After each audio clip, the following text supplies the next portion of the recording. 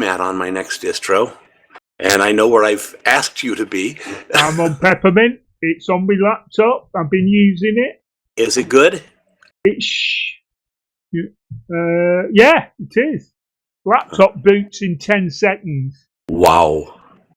Yeah, I didn't even look at that aspect. You've shared the video, but you've not given me all you've done is share it. You've not given me editing rights, so I can't download it for some reason. Oh, for pity's sake. How can I share it without... Oh, well. I'll get it. Not right now, or I'll have to log back in again. Because I've tried to save it to library, and it says it's done it, but it's not showing up. Maybe it takes a little longer to download. It's a pretty big file. Ah, right. Okay. Yeah, it's about 10.5 minutes, and with video and audio, that's a pretty big file.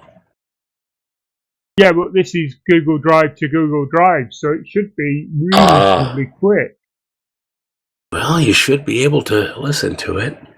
I mean, anyhow. Yeah, listening, but I won't be able to play around with the audio. That's all I'm saying. Well, I wasn't expecting you to play around with the audio. That was my learning experience to come. Yeah, I was just gonna. It's not showing up at all. Huh. Well, let me try this again.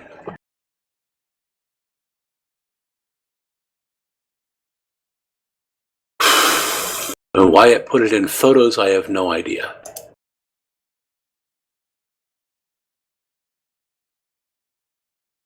Yeah, all I can do is share. I can't change permissions. It's your video. Well, yeah, but it's in photos, not in Drive. Ah. You can transfer it to Drive and then share it from there. That's why possible. I can't. Yeah, that's why I can't download it. I can only watch it. I can't do anything with it. Okay, I can't tell how to do that. But anyhow. I wonder if it's gone into my photo library then. Well, check your photos.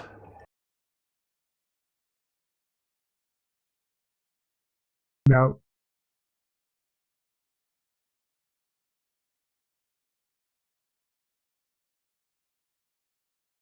Look, have I got shared photos?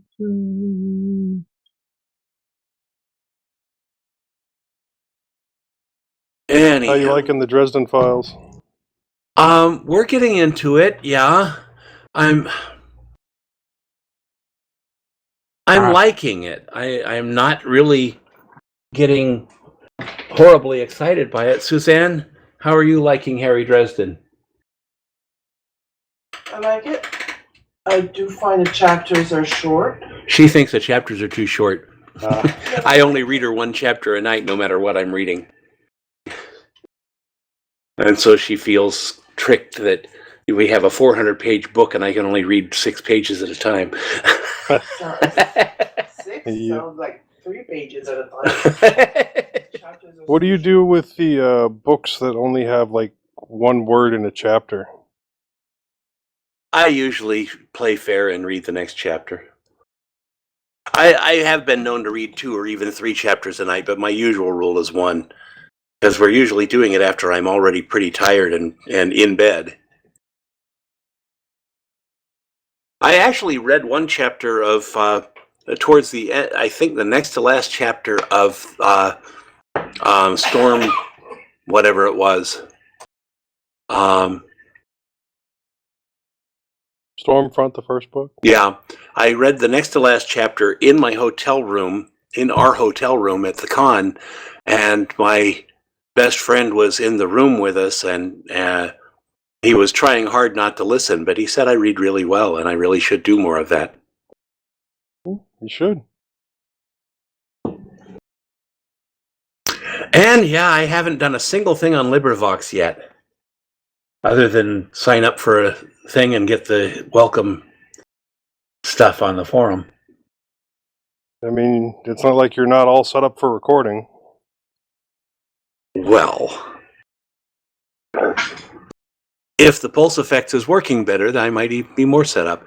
Anyhow, I'm going to go get more coffee since we're not quite ready yet, and unplug the pot so it doesn't go in the background. Oh, we're still waiting on Tony, right? Yeah. I'll be right back. I mean, I see he's in the notes. Mute.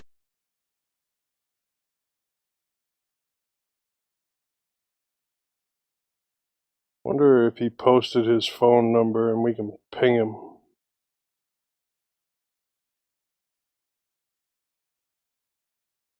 I've managed to download that video, Moss. Oh, he just stepped away. Oh, he's just stepped away, has he? Okay.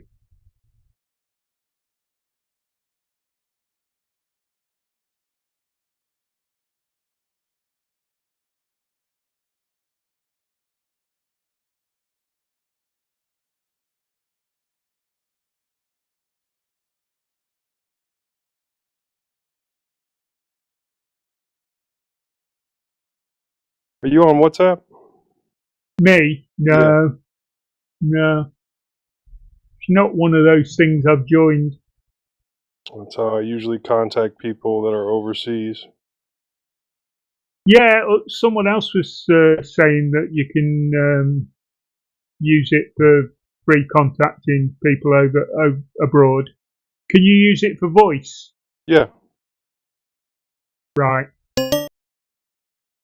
Hey, there's Tony. Hey, Now what's I up, don't have to guys? message him. Hey, it's going to be a big show tonight. We've got 6 of us. All right.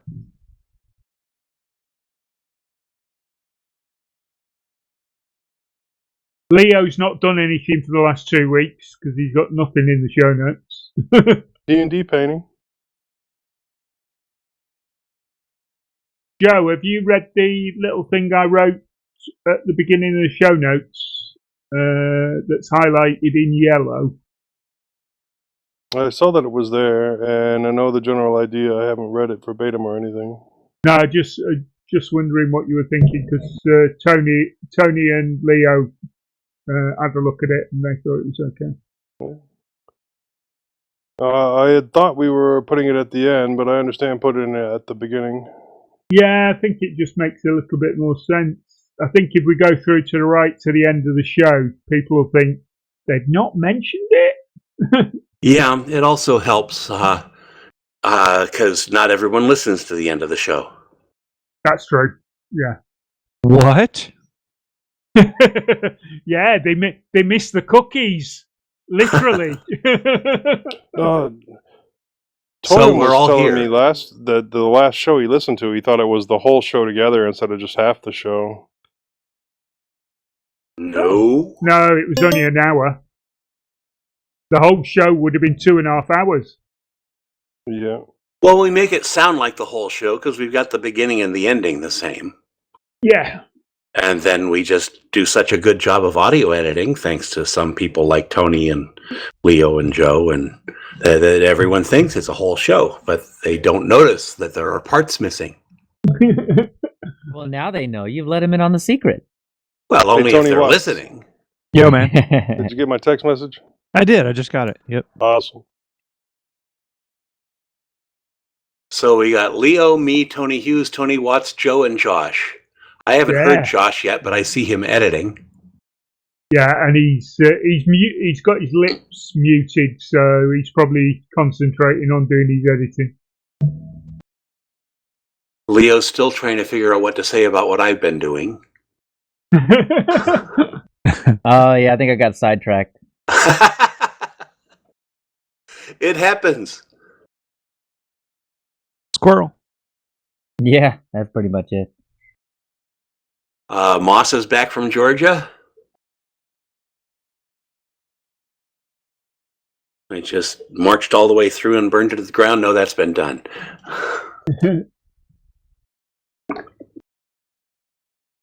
Literally, one of my ancestors was a colonel on that march. Wow.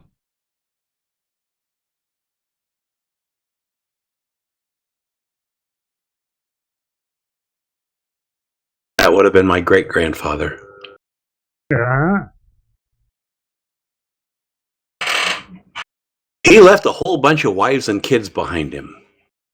It's incredible. I mean, I think I'm descended from his fifth wife, and and his fifth wife had so many kids by him that they aren't really sure whether that last one is his kid or his oldest daughter's kid. Of course, it might have been his too, but Okay. let's not go there.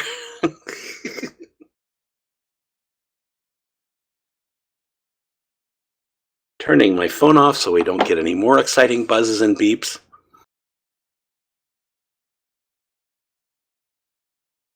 I have my Google Assistant turned off. It keeps begging me to turn it back on. But no. I'm gonna have to doubly concentrate tonight because I've got an eBay auction going on that I'm trying to bid on and record the show. And the eBay auction finishes, Oh. You can do it. finishes at just short of 9:45 my time, which is 2:45. Getting a new ThinkPad, Tony? No. I think there's a few models with four wheels involved. Ah. Well, you did it right. You decided what you wanted before you started talking to us. What you don't want to do is browse eBay while you're on this show and just buy something. Yeah. That's how I got a Dell 7130. I was like, It happens. It's a thing. I know. Only if there's money in the bank. I have No. none. It just happened that the auction finishes in the middle of the show. Yeah. No, I hear you on that, Moss. I shouldn't have either, but Leo, you might say Moss meets up with a listener. Yeah, I didn't want to mess up Josh while he was typing. It looked like he was typing. And you're Oh, right in okay. between him and Tony. Uh-huh. Because me coming back and Josh coming back, it sounds a little redundant, but I did meet up with Dale. Oh yeah. Hey, whatever you want to put in there. Actually, if you want to just give me a lead on that. Horton here's a who. Moss meets a listener. If you've started painting, Leo, you're going to end up 3D printing some models at some stage. Well, I was thinking about, you know what I think I might do is take a picture of the one that I did this weekend. It's like he looks like a paladin or something. So I don't know, man. I went full nerd this weekend. Computers all around me, paints, Dungeons and Dragons, man. Like I don't. If Nice. that's the definition of a nerd, that's it. That's got to be it. Yeah, definitely. Okay. Leo, has somebody Thank been you. holding you back, man? It sounds like you finally just busted loose. Go get it, man. No, it was years ago. I tried to do it, and then I don't know. I guess I just got bored because no one else was into it. So, but then I have a couple of friends now that actually want to play some D&D. So Yeah, now, cool. now I have a reason to keep going. Minutes. So yes, So, sir. talking about Dungeons and Dragons, we're talking to my stepson at Christmas, and he was saying when he was a kid he got into Dungeons and Dragons at school, but they were all dead serious about it, and they told him off because they told him off because none of his little figures were painted. Oh my Oh, man. god. What a- no, that's not cool. No. The He was requirement only should, about 11 or 12 at the time. yeah, it's D&D, man. The requirement should be, do you have time to kill on this? Good. Do you He like ended up a pizza? friend of Great. us painted them for him. Right? Your chair is creaking loudly, dear. Very loudly. Yeah, Tony I says could hear- very loudly. I will go get some WD-40. Be back. Have you guys seen the meme with Ron Swan? Or no, it's King of the Hill is what it was. He has a sticky can of WD-40, so he sprays it with a mini can of WD-40. Quality stuff there. It's good stuff, WD-40 there. Very good stuff. It is. Great on breakfast cereal. Yeah, so one thing I learned about WD-40 is that it's not for that. It's not for creaking, although it works for creaking. It's for water displacement. That's what the WD stands for. It moves water out from in between joints and hinges and things. That's right. It's it's a kind of a penetrating oil to loosen things off. And then but it dries out. So if you want something to stop creaking for good, you want to actually oil it. Yeah. Oil it for real. Yeah, a lube it is not. You want like a silicone lubricant or something? Yeah, something that lasts forever. Okay, not forever, but I mean for a really long time. A lot of those oils never go away. But another thing I found for treating rust is vinegar. Vinegar works on rust. Vinegar and baking soda, so you get the cool volcano effect too. Oh, yeah.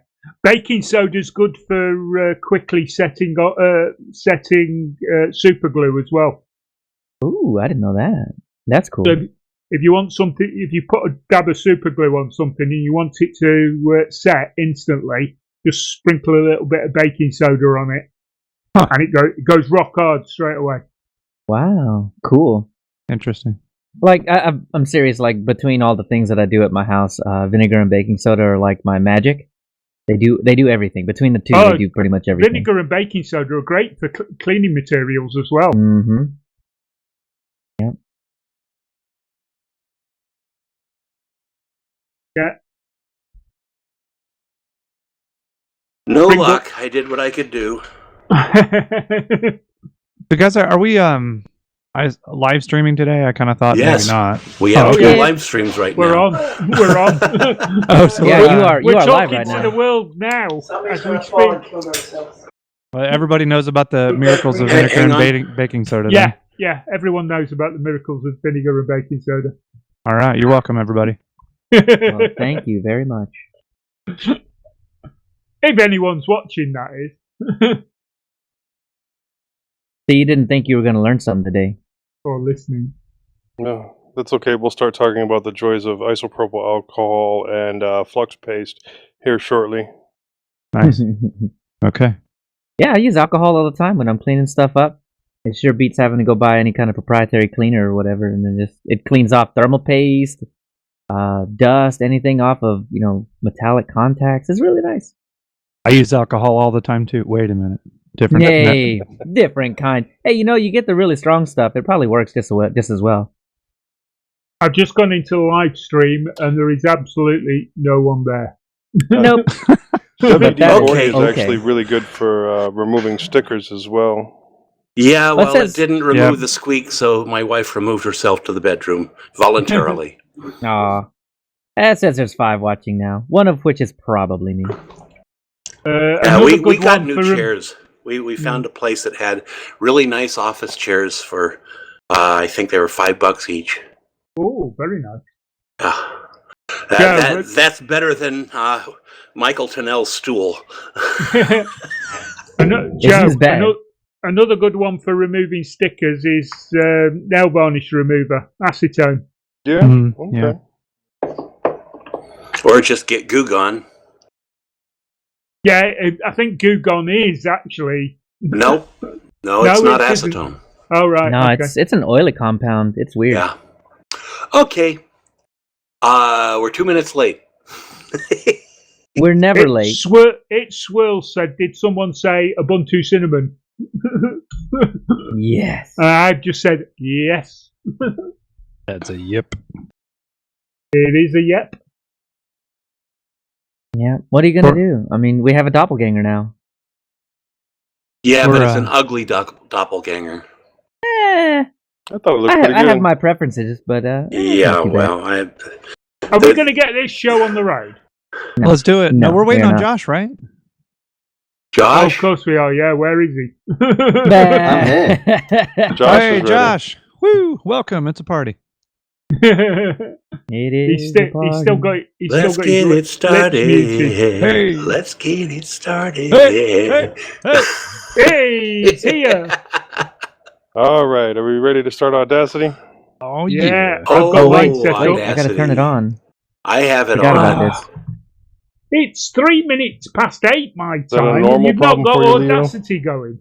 Oh, the audacity. Whoops. Yeah, the odd. That's good. Yeah. That's got to be a clip. Now, were we recording that though? Wasn't the mumble recording on?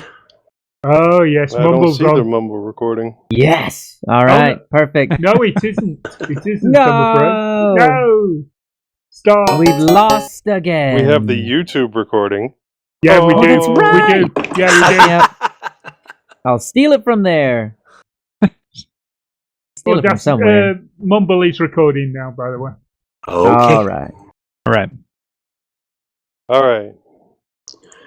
Ready for our Tony? silence.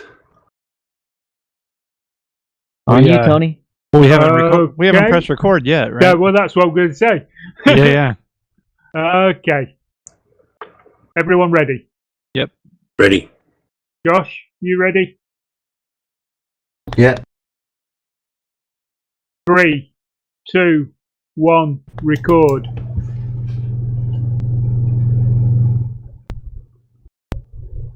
Oh, I didn't get record at the same time as everybody else. I'm not sure if that's an issue. I'm late. Do-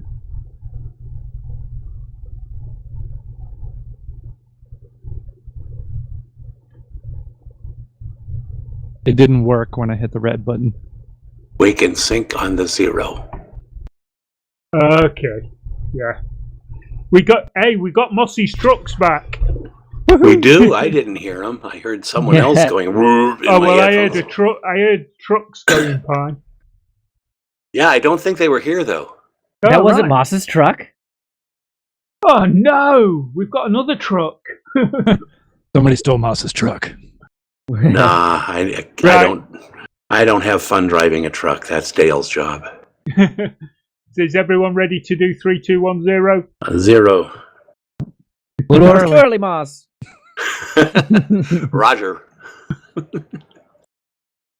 No, that was 3. Tony. We Right, have too much fun I'm gonna around go. here.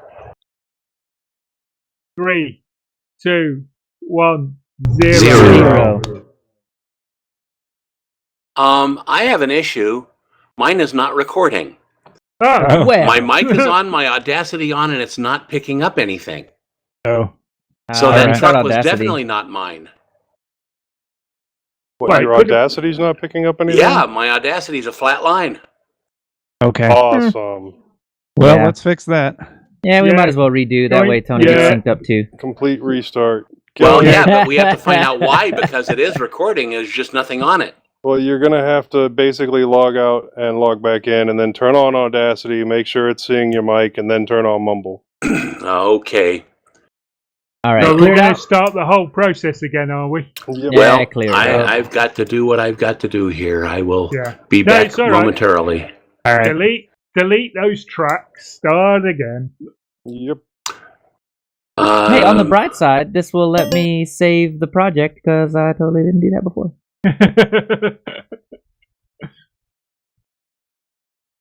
You know, it's almost like none of us has ever done this before. It is. Done Are we what gonna- before? Are we going for an hour show tonight then?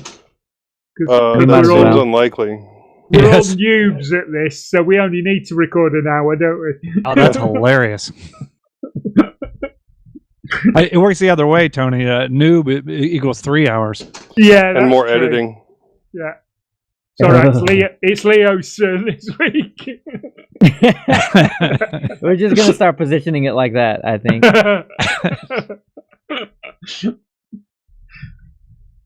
We could always get Joe to do it. He hasn't done it for a Do while. what? The editing. I don't know Yeah. how. Joe's running away. He's not doing it. What- Yeah, you can hear the You- footsteps. can't you? Honestly, I don't mind doing it, but you'd have to give me a block lesson in the new way of doing it. And so, yeah. I've just Oh, been carrying on doing what I've always done. Have you started using the new what is it? The noise reduction settings? I tried it, and for some reason on my system, it was cocking everything up. So I just went back to what I was doing before, and it seems Really? okay. So Yeah, he said you're just carried cocking it on with all it. up again. That is what he said. I heard it. It's on the recording now too. You know what? Speaking of actually having sound bites, that one's perfect. I'm okay with this. Do you want me to make sure nobody else is talking, and I'll say it again? I got you both. Tony's got you in mumble. Hold on. Nobody say anything. He said you're cocking it all up again. I said Audacity was. I didn't say Leo was.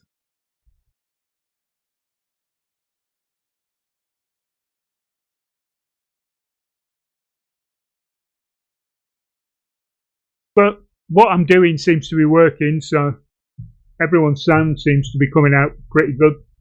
Last few episodes. Yeah.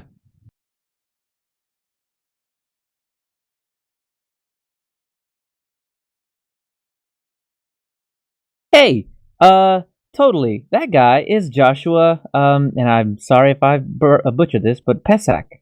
Pesak. That's him.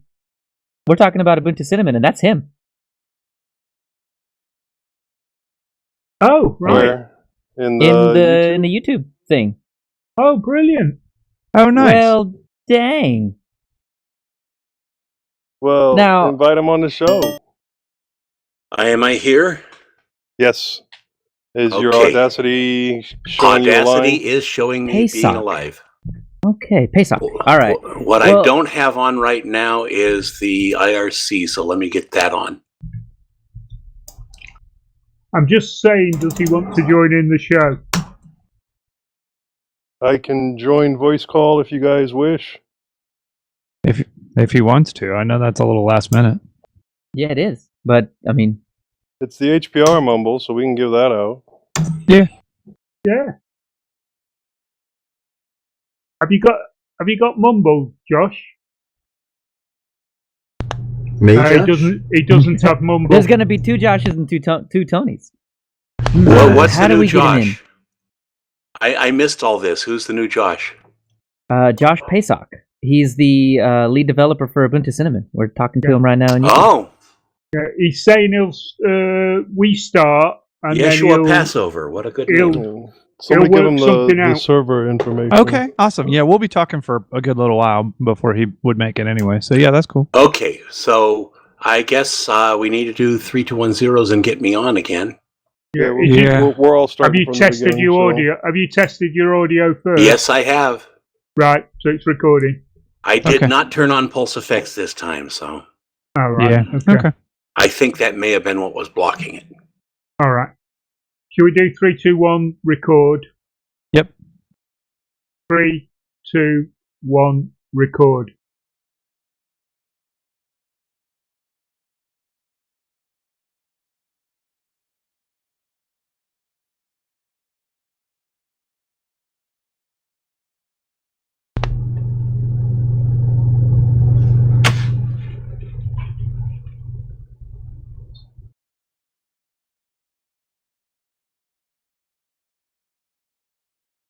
Did someone just remember to leave their mic open?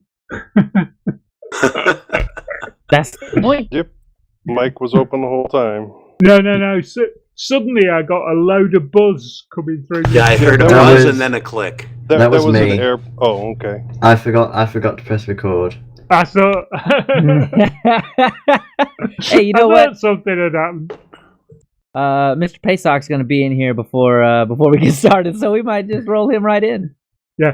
Okay. should we do sync? Let's do our sync Yeah. 0.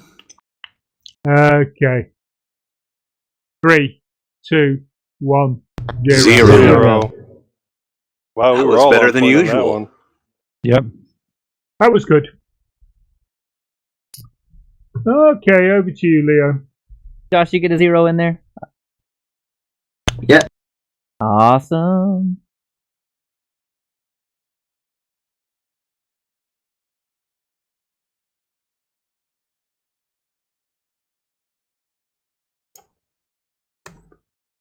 All right, let me see. Got all. You forgot one thing, Leo. There, I fixed it. What did? Oh, hey, thank you, because I would have probably forgotten that. Tony, do you want me to do the before we start part before the mintCast episode call or after? Before, I think, because what I was thinking was we'll do that, do 15 seconds or so of silence and then but gradually go into the intro music. Kind of fade it in a little bit that's longer good, than Leo. normal. Got it. Okay, cool. Then we'll do that. That way, I won't trip over myself doing all this. Because you all know I'm good at that. Right, I'll mute me mic. And if we wanted to, we could actually leave that off on the 327.5.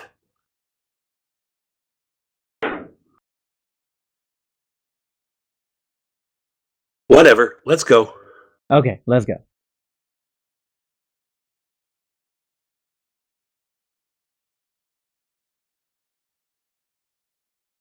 Before we start the show, we'd like to give our heartfelt condolences to the family and friends of Mark Greaves, the lead developer of the Peppermint OS project, who passed away at the beginning of January.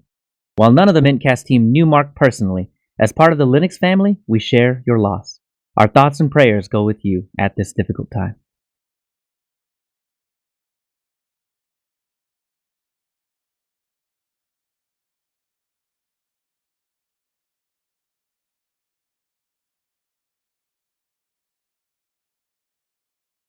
Welcome to mintCast episode 327. Welcome to mintCast episode 327.5. Livestream information is at mintcast.org/livestream. We're in the mintCast channel in IRC at irc.spotchat.org.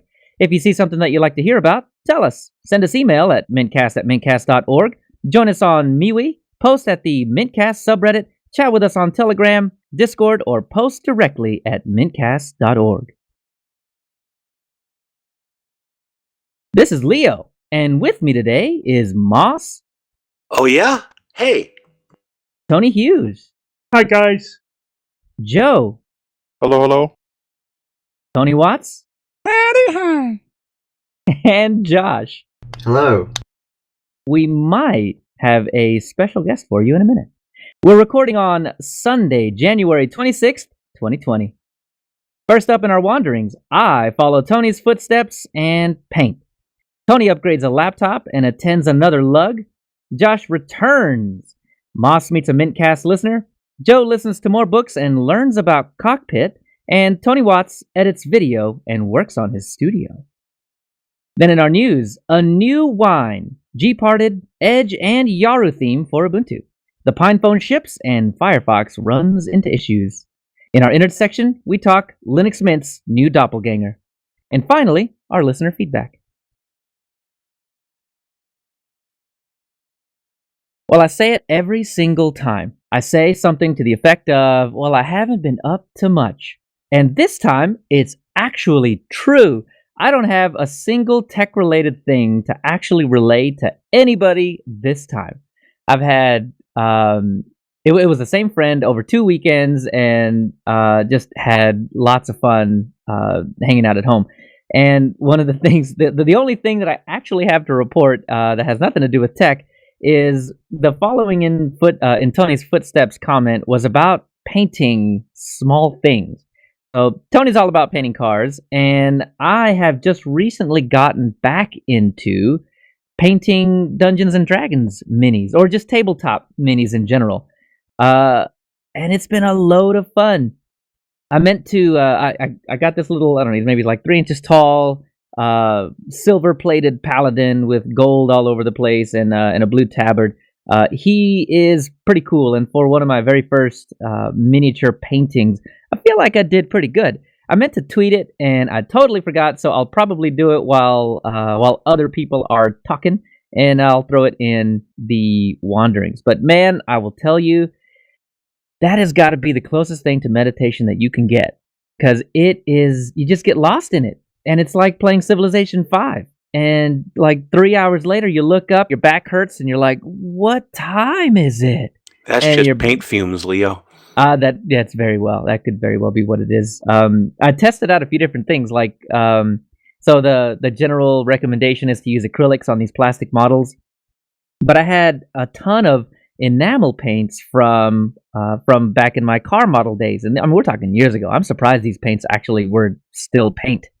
But yeah, and I tried some enamels on it, and maybe Tony can speak to this.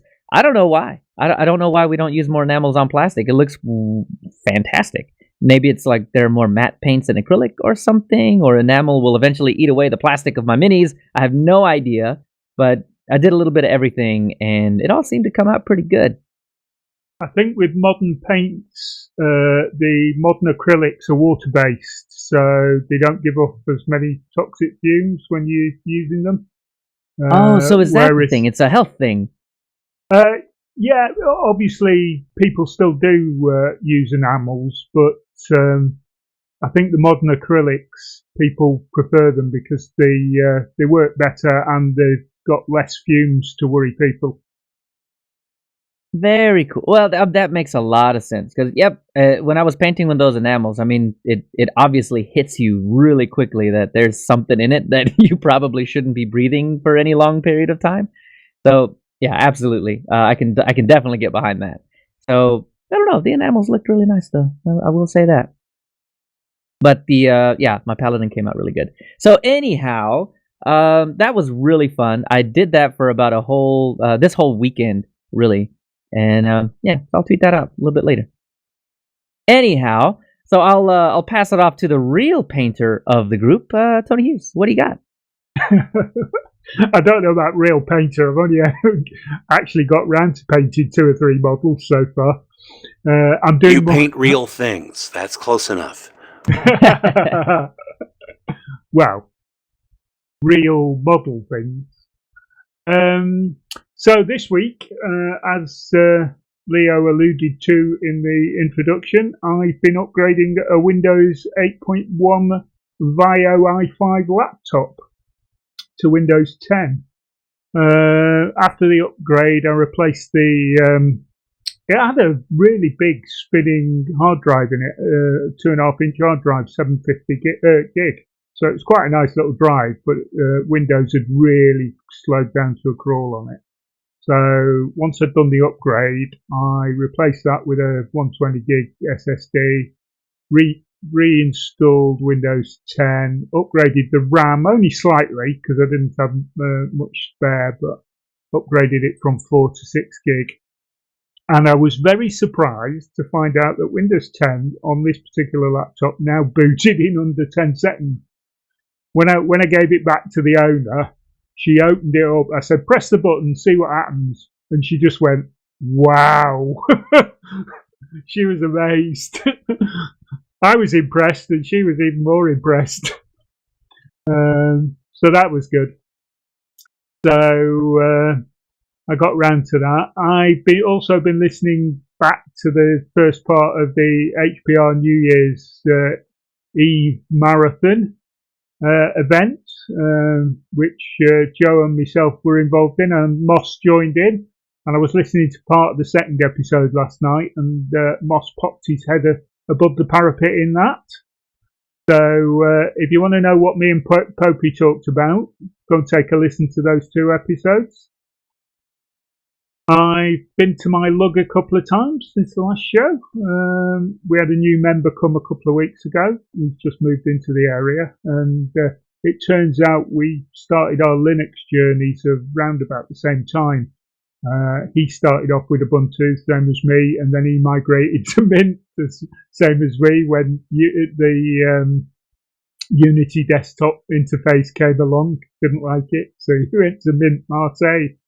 But it's great to see new people come into the lug. And this week at the lug, one of the members, the guy who started it actually, Mike, he gave me some sourdough starter. So totally non-techy, but food related. So I'm going to have a go at using Fred, as I've christened, because it is a living organism. I've christened it Fred. So this week sometime I'll be using some of Fred to bake a sourdough loaf. I've done loads of baking in the past making bread, but I've never actually baked a sourdough loaf before. So I'll probably go and take a look at YouTube and have a look at it on there and make sure I'm doing things in the right way. So wish me luck on that, and I'll report back at the next episode. And can't forget the Matchbox cars. We've been talking about them. I picked up a couple of the Fleabay buys and for less than £1 a model, so quite happy with that. And I've actually got a flea bay option on the go at the moment, so if I suddenly lose my concentration and don't respond, it's probably because I'm concentrating on buying something off flea bay. But unless anyone's got any comments, I'll pass over to Moss. Quick question. What size Sony Vaio was that? It was a 15-inch. Okay. It was a nice little machine. I was just asking because they also make some really tiny Vaios. Yeah, they do. Yeah, no, this was a proper desktop replacement one. The guy who actually owned it, it was his daughter who gave it to me to do for him, and he only uses it for doing the internet and a little bit of online stuff. But it's obviously a lot better now that it boots up in 10 seconds. But how long that'll last with Windows 10, I have no idea. Anyway, Moss, what have you been up to? So I missed the ThinkPad Love Fest last episode. I can't even talk today. ThinkPad Love Fest last episode. I had a great time at Gefilk, as I always do, which is why I keep going year upon year. But the resultant video did not sound great. I'm waiting for better audio to patch it, which is foretelling my first go with KDN Live. At least you didn't decide to replace me permanently with Alan Pope. I don't have to feel like Drew, what's his name in New England. My first ThinkPad was purchased only 5 or 6 years ago, an X130E, which I later replaced with a T430 and sent the X130E to my fiancée, now wife. After about a year, she decided she wanted a T430 too, so we sold the X130E and bought her one. She still has hers. I just sold mine to listener Dale Miracle at a price which was definitely to my benefit, and we got dinner along with it. Thanks, Dale. Leo's asked me some questions about Dale since then. I paused a little bit in case you wanted to ask more. I get to talk to that guy all the time in Telegram. I can ask him all the questions I want. And y'all can see the answers to all of those questions if you join Telegram too. And he's a great guy. Anyhow, I've been playing musical distros on my machines and somehow managed to have Mint Cinnamon and KDE Neon on both computers. I need to find some more distros to play with. I looked at Nitrix, but it doesn't look like you actually install it.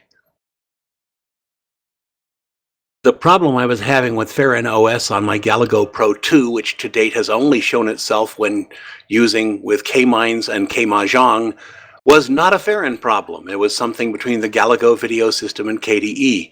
I had the same issue with KDE Neon. And while the blocks of video dropout are white in regular mode, they are dark gray in dark mode, which is really something. I haven't tried Kubuntu to further investigate, but the Galago Pro was reported to have been pretty well used when listener Jackie Moore sent it to me, so it could just be wear. To the people in our Telegram group who seem to think I have the record for most distros on a machine, one of my MeWe friends has 11. And I have done the math. If I allocated a generous 25 gigabytes for each distro, I could easily fit 50 distros on my Galago Pro 2.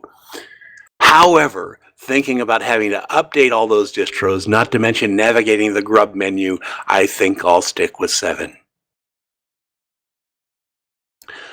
I think I've talked Tony into doing Peppermint 10 Respin for Distro Hoppers Digest episode 10 in February.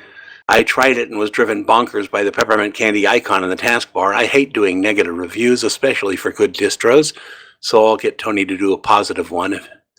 I believe I'll do Farron OS again. It's a whole new distro with KDE, and what he has done is simply amazing. Our episode download numbers keep increasing, with currently 2 episodes over 500 downloads and 3 more over 400. That's 5 out of 9 episodes. For as niche as we are, those are nice numbers. I replaced Ubuntu. There goes my tongue again. I gotta get me a new one. I replaced Ubuntu Budgie 19.10 with Ubuntu Cinnamon Remix because that's what we're doing this episode.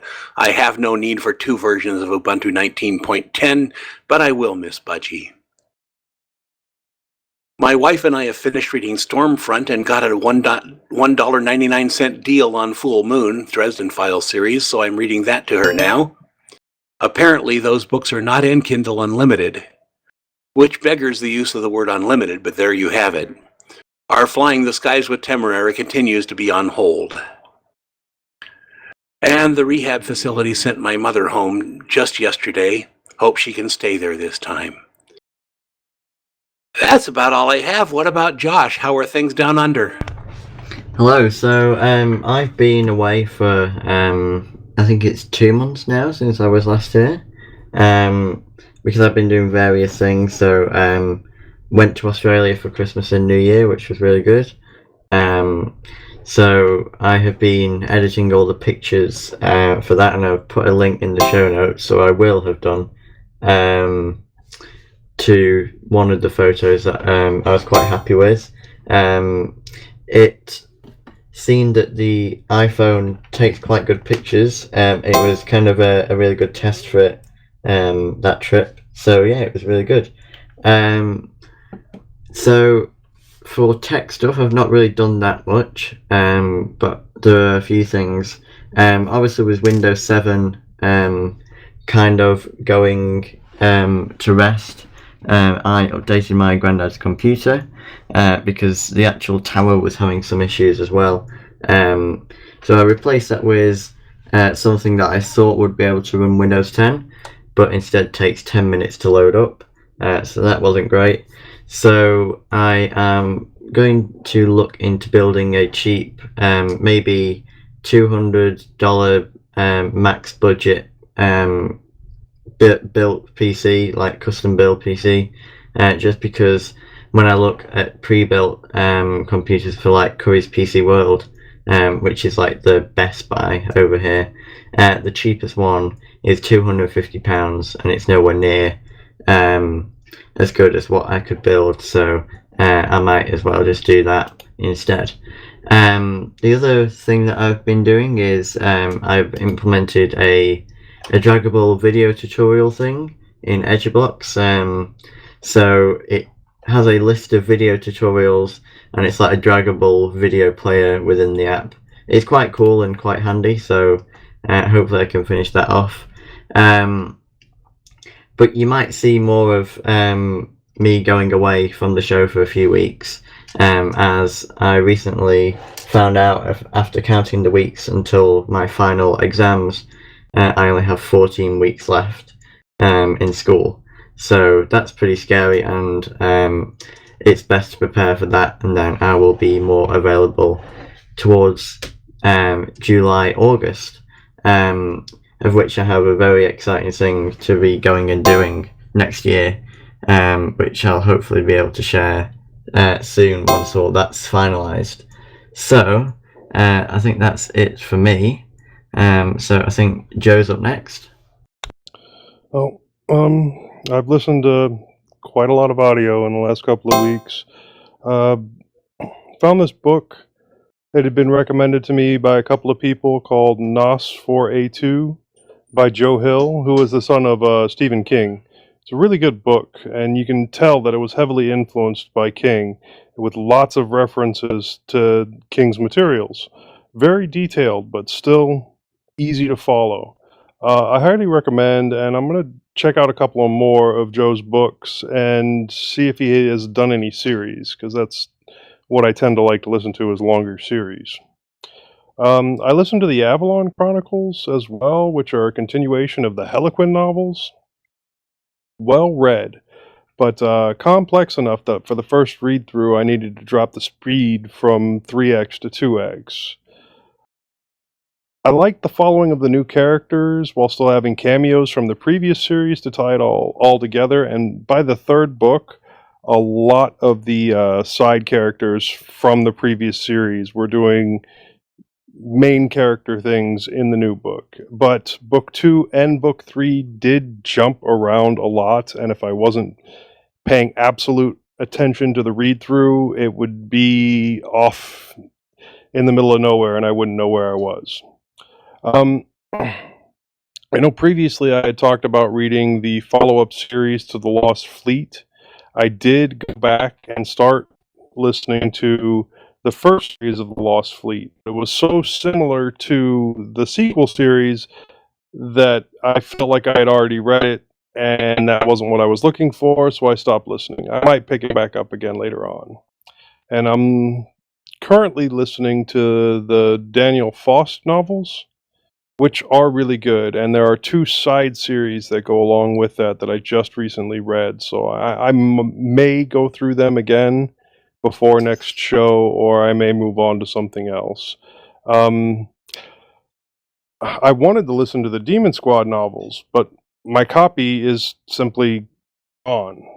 Like, the folders are there, but none of the files are there, and so I assume it was because of my corrupted hard drive.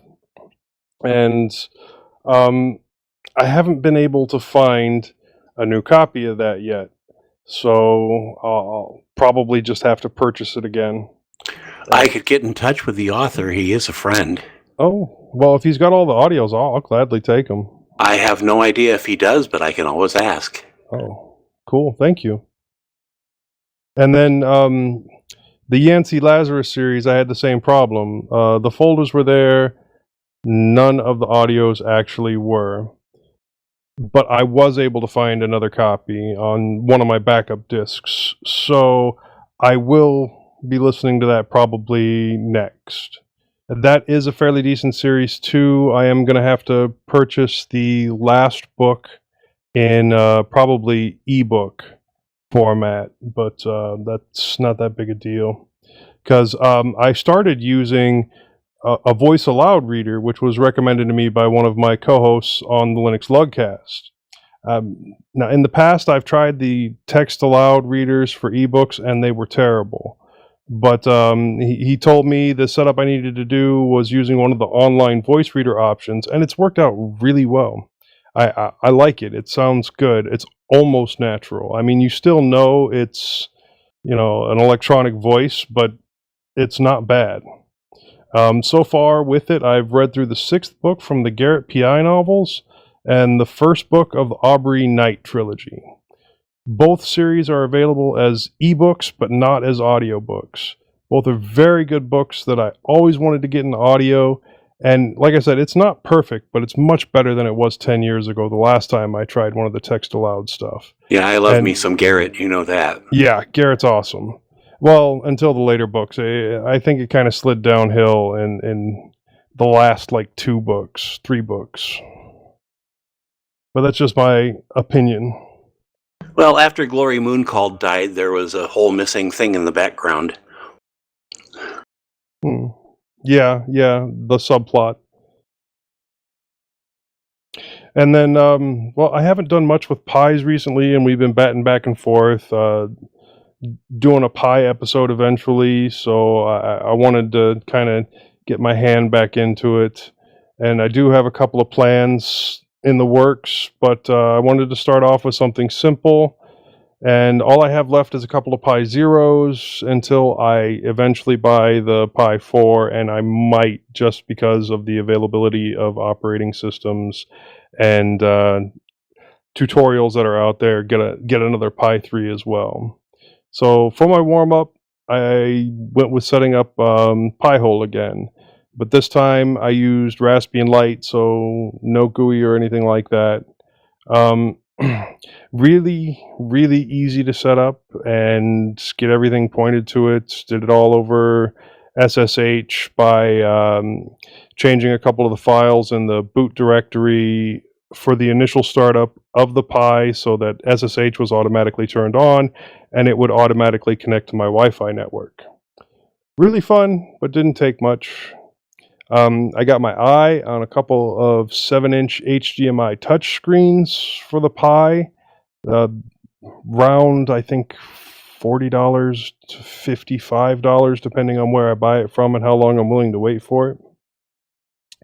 And I'm thinking about setting up some physical switches on the GPIO to run scripts, but I might also just use a USB numpad to start off with, just to get everything rolling. And I do want to say thanks to Popey for coming on the show last time. Also, thanks for the suggestion on Cockpit. It helped me easily diagnose the problems on my server. Yes, it all could have been found elsewhere, but this tool made it really easy with everything consolidated in one space.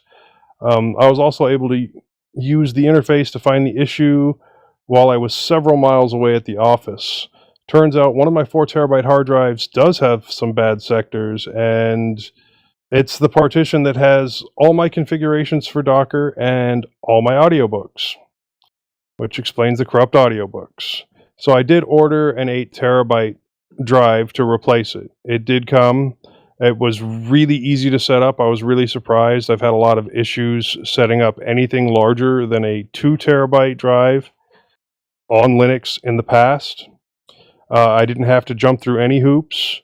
It was really just going through disks and setting it up.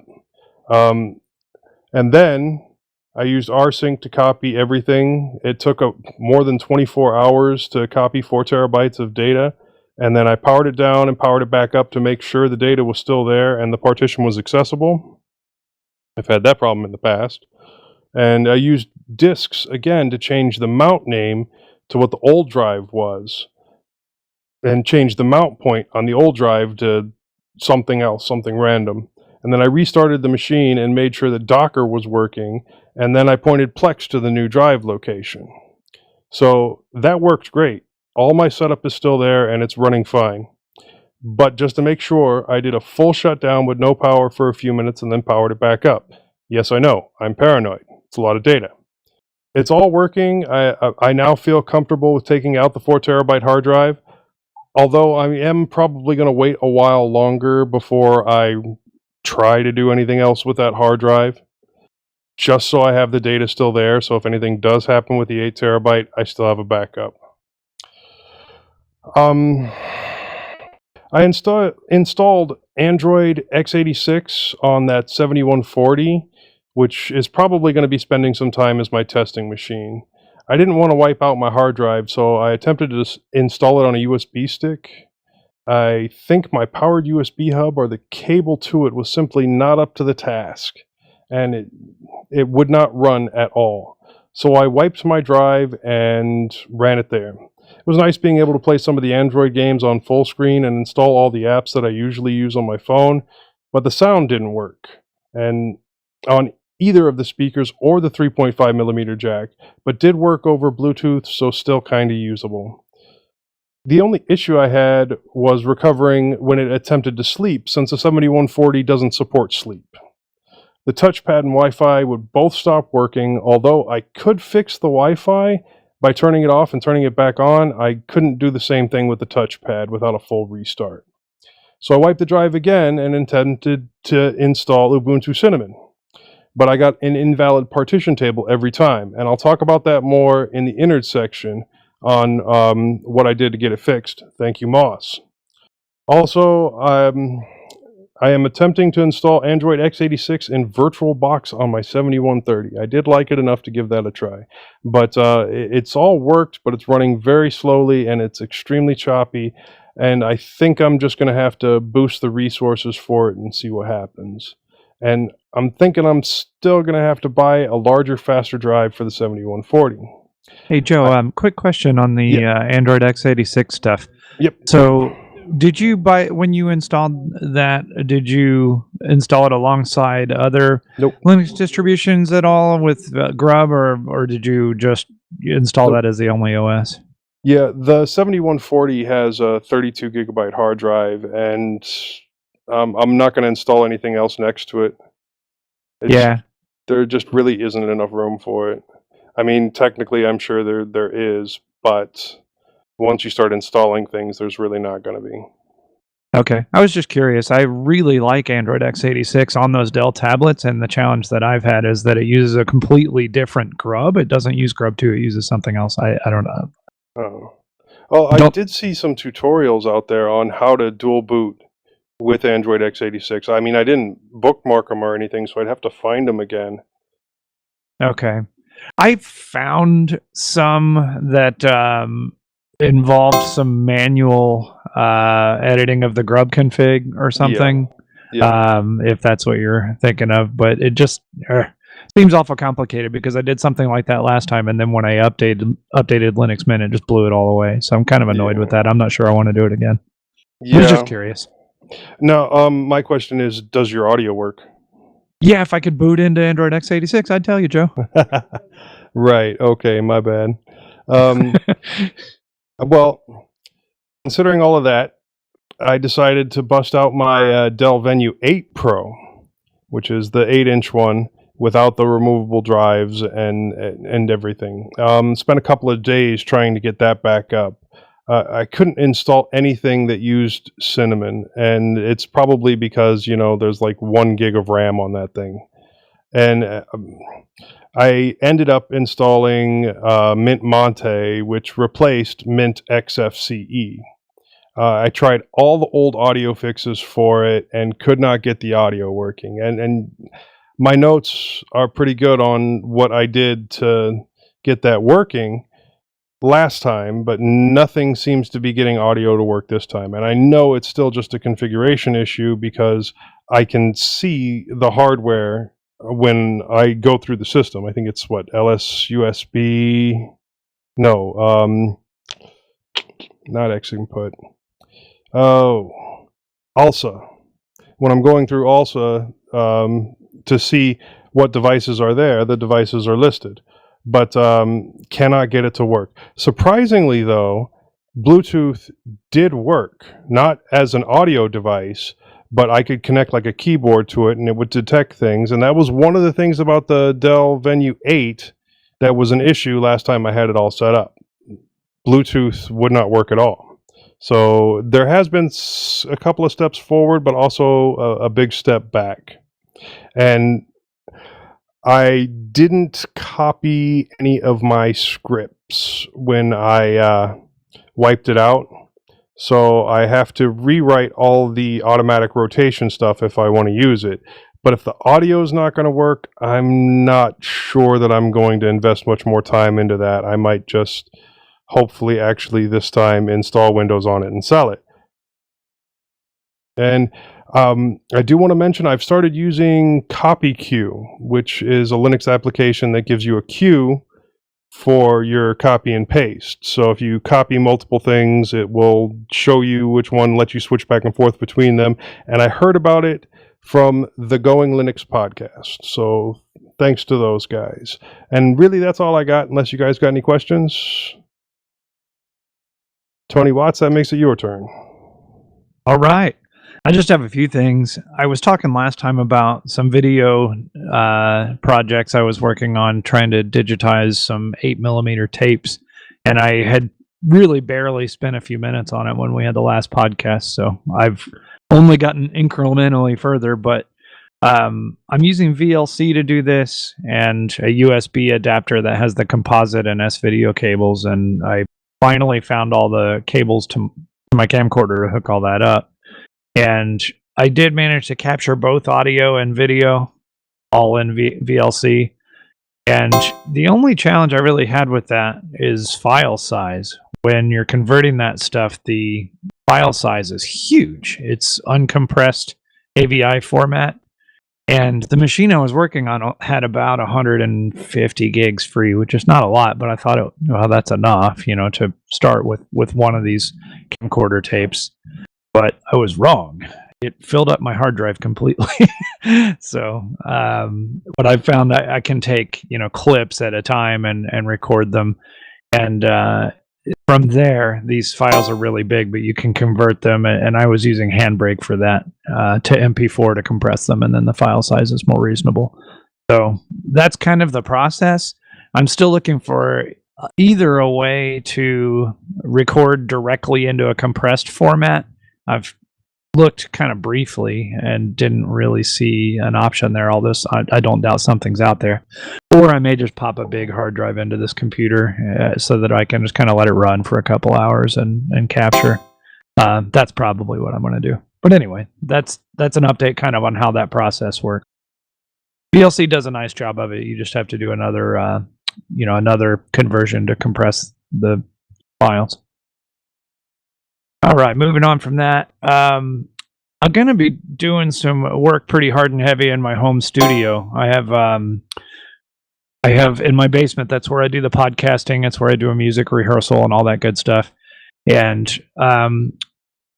I recently was asked by one of my friends to join a music project with them, and we talked about rehearsing at my house. So that's great, but I have concrete walls and all kinds of stuff down here, and I've been meaning to finish it. So I think I'm going to try to just get that done in the next, well, as soon as I can do it, really, and finish up some walls and all that kind of stuff before we start bringing gear in. So that's going to be my project for the next month or two, and it may mean I'm scarce on the podcast or have even less to talk about because my time is going to be even more stretched. But I am now in, I guess, 4 bands and play by myself as well with some solo stuff. So I'm really, really busy with music.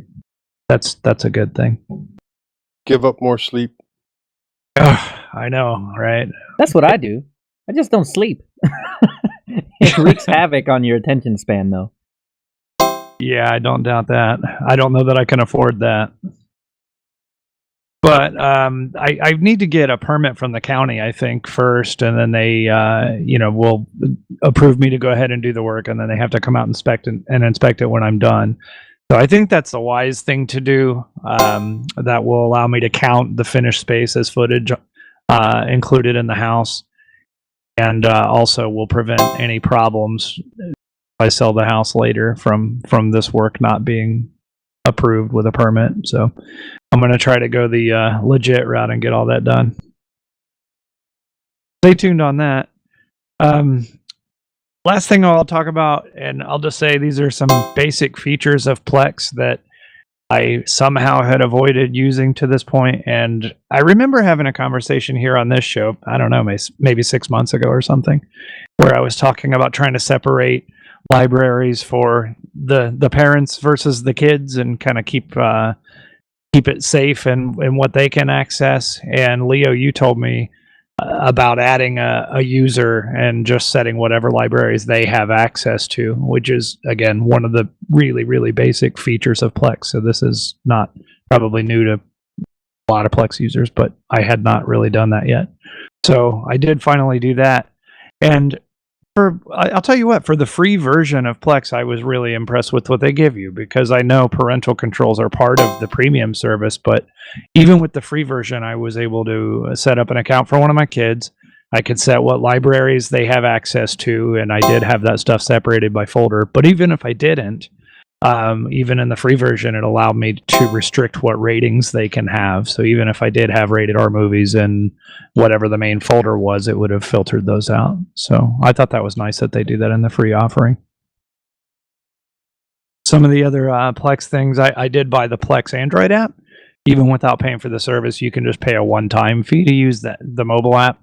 I don't know why I haven't done it before now. For $5, that is really well worth it. So I've got the Plex app on the phone and tablet, and also have Chromecasts in the house. So the app makes it really easy to be watching on your mobile device and then just throw it to another screen. So I've really been enjoying that a lot.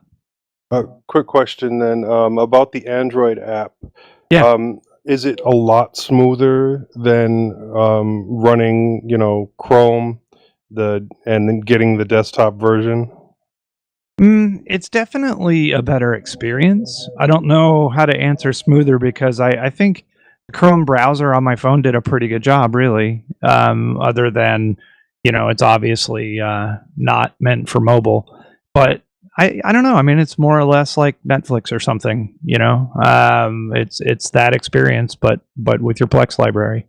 So I do recommend it. I mean, it's $5 one-time purchase. If you don't think you're going to sign up for Plex Pass and you use Plex, I would definitely do that. Yeah, it's worth the $5. I even went so far as to buy the what do you call that thing? The Plex Pass. That's what it is. The lifetime for that quite a few months ago. And so I guess I can do the apps now for free, but still, I mean, I think I bought the app like 4 different times on 4 different devices, and it was fine. Like, that's fine. I'm okay with that. It is well worth more than $100 for how long I've used it, for how much I've used it, and how much I feel like I abuse that service all the time. So it's not so bad at all. Yeah, And and the the Plex, experience in the app is really good. yeah, definitely. And the Plex Pass, the stuff that you get with that when you buy the Plex Pass, a lot of it is the server management stuff, right? Which I haven't really gotten into yet, but that's what I gather are some of the main benefits. Yeah, and you get better user management as well. So you don't have to create an entire email just for your kids or anything. In that case, you would just create them a user. And, when you log into Netflix, you get like the 4 different people that you've added to your stuff, and you can pick one. That's exactly how it works in Plex as well. Well, that's what I was saying earlier. Is that's what I did with the free version. I was able to do that. What? I added a home user for my kid, and off to the races. I mean, it just worked. I would have expected that to be in the paid features because they announce parental controls as something you have to pay for, and that to me is essentially a parental control. I created an account for my kid and filtered out what I didn't want him to see, and I'm using the free version. Cool. Well, all right. Better than I thought. Better than I remember, anyway. Yeah. So that's pretty much what I've been up to, and I think I may get to pass the baton off to somebody else. So we'll break here. What I wanted to do was get Josh It Swirls to, I don't know, let's see what audio sounds like. If you got a minute.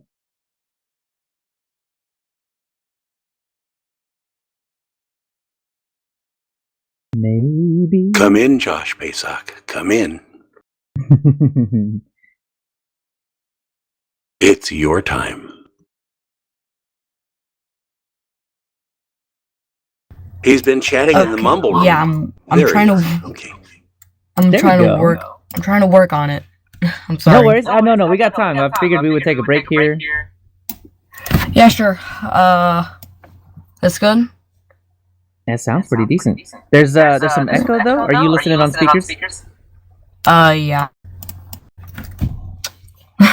And don't worry, we'll edit all this out. Yeah, I'll see if I can go get some headphones real quick. Ooh, that'd be perfect. Sure will. Alright, I'll be right back. Cool.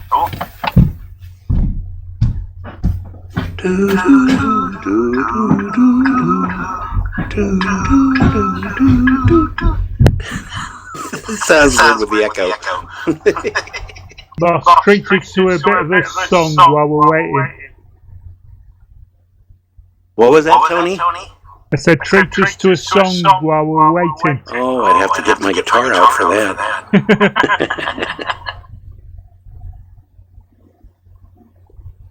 Not a big acapella fan. Well, my chapel works pretty well, but, Oh, Tony! It's out of tune, Tony. Definitely it is, yeah.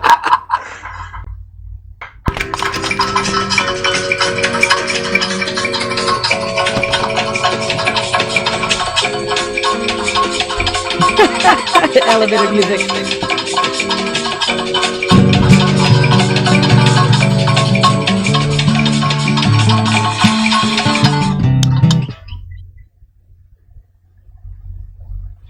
I didn't hear anything. Lots of good outtakes there.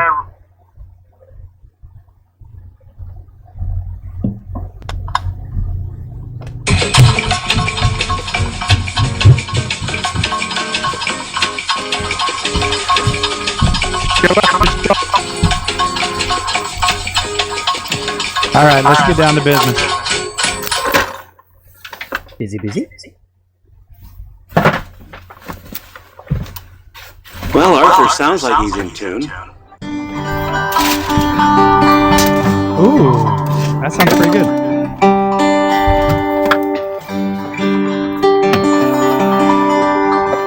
Of course, with the echo, it doesn't sound pretty good. Hey, I'm that's sorry, a I have delay. headphones People right pay good here. money Just for give me a that. second to plug it in. Yeah, take your time. Okay, I'm just gonna mute myself for a second. Sure. We keep getting the feedback that we are a laid back podcast. So yeah, take your time.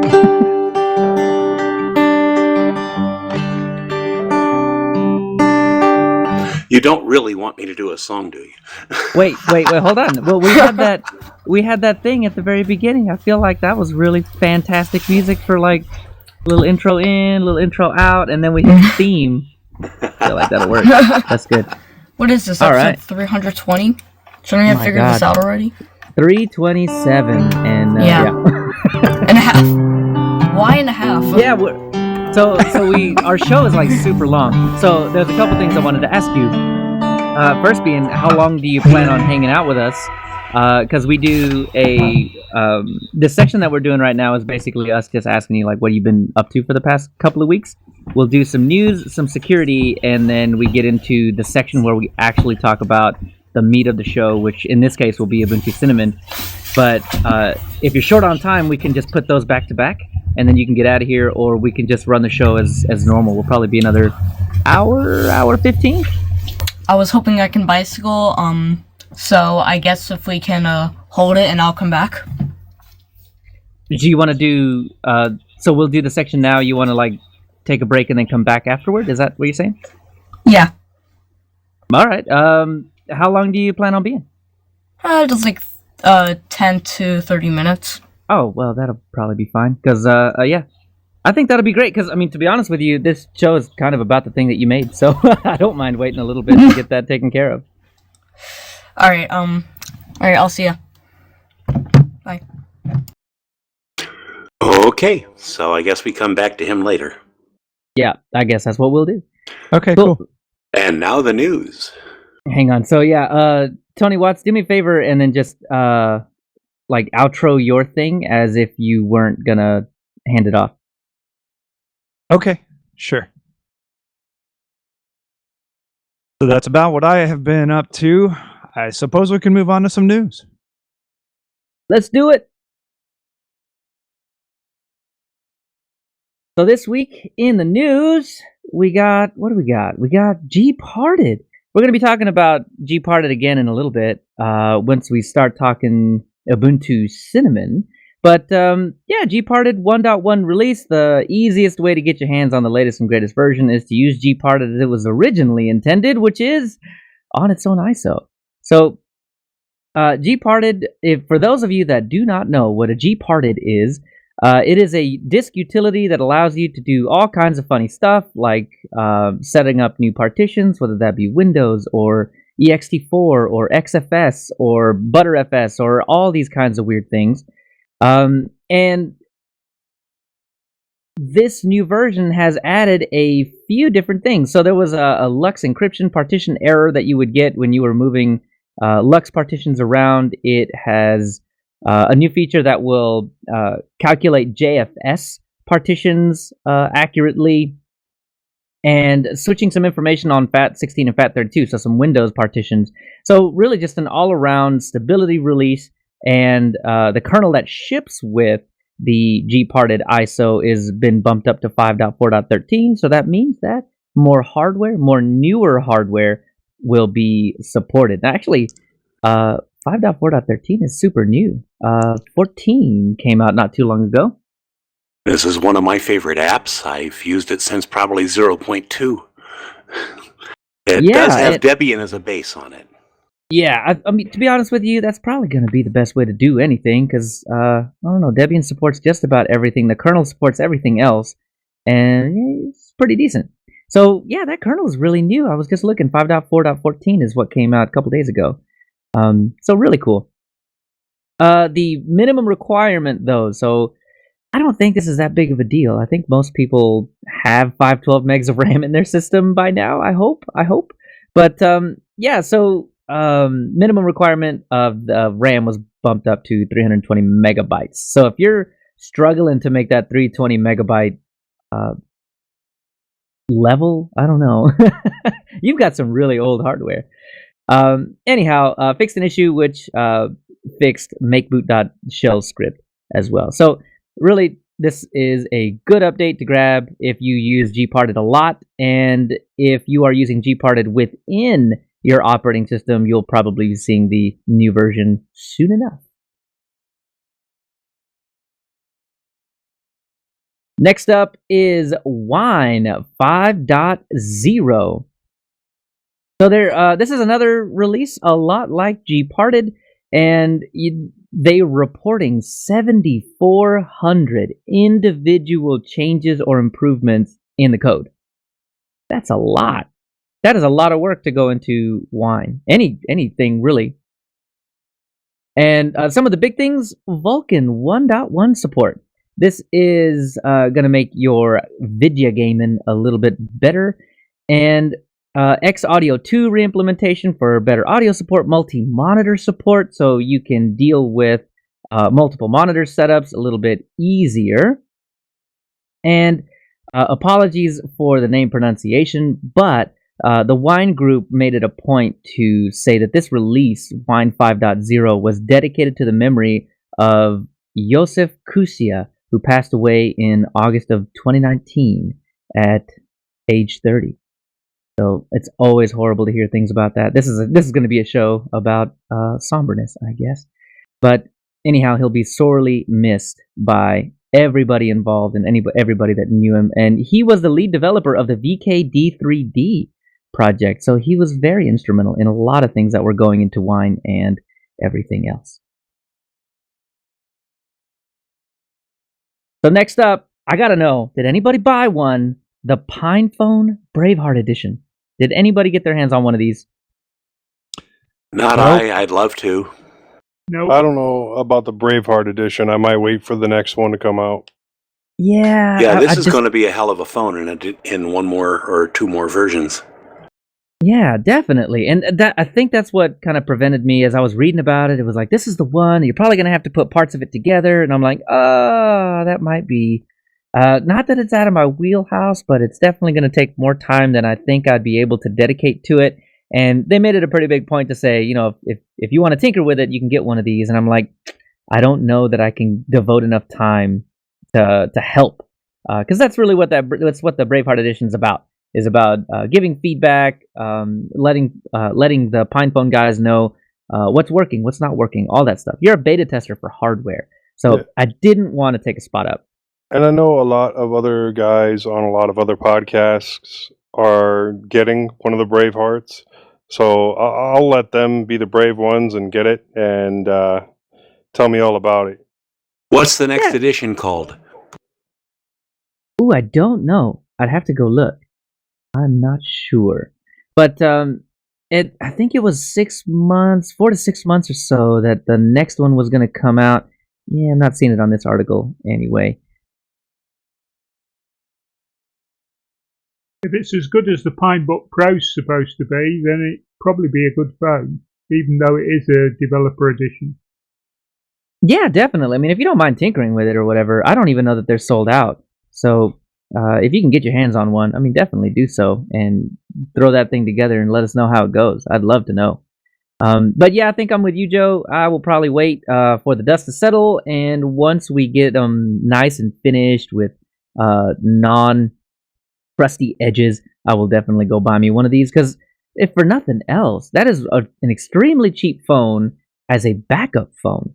Just what if you drop your phone in the river and you never find it again? I could get a couple weeks worth of groceries for that. That's also very true. I mean, not everybody has $150 to throw around, so absolutely. Or an afternoon of groceries for my family, but just all depends. Oh my god! See, that's what happens when you have kids, man. That's it. Too much steak, Tony. Too many kids. Get rid of one. I'm sure they got a market on eBay for that. This is digressing fast. What's the next news item? Hey, next year I get to kick one out. So. There you go. Well, the next thing on the list then is, and who's gonna do it? The new Microsoft Edge. So not available on Linux yet. Yet. So when it is available on Linux, are you guys gonna try it out? Like really try it out, not just install it and turn it on one time and give us a 5-second review on it on the next show, but like really actually dive in and try it out. It depends on what kind of DRM they put into it, or DRM control that they put into it. So if it can do things like Disney, if it can do the higher quality Netflix, then I would definitely give it a try. But probably by the time it can do that, all of that will also get released to Chrome. So I don't know.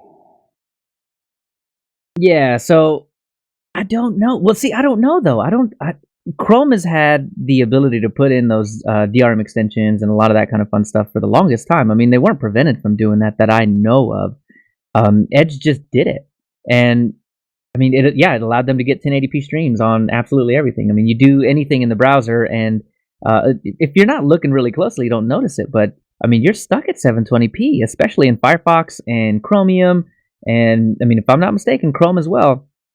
Edge was the only browser on Microsoft or on Windows that would get you full 1080p, and I don't think Linux had an option for that. It just was what it was. But if nobody else takes the bait, I'll do it. I'll definitely do it because I am using. Now, don't get me wrong. This has nothing to do with the news article that's coming up in just a minute. But break out the pitchforks, people. Here it comes. I'm not using Firefox right now. For the last week. And, I should have put this in my wanderings. I actually did have something techie to talk about. I thought you were going to say you weren't using Linux right now. Oh, God. No, not for the show. I'd never do that to you for the show. But, yeah, I'm using Brave instead of Firefox right now. And, this is just half a step away anyway. I don't see what the difference... Besides, I'm not getting any bat for seeing ads or anything, right? It's a half step away. I would definitely try out Edge. So if nobody wants to take the bait, I will take the bait. And when Edge comes to Linux, whenever that happens, I will jump on it and report back to you guys. I'll do a full 2 weeks and see how it goes. But anyway, if the DRM thing is there, I'm definitely sold. But sounds like I pigeonholed myself into being sold anyway. It'll be all right. It looks really good though.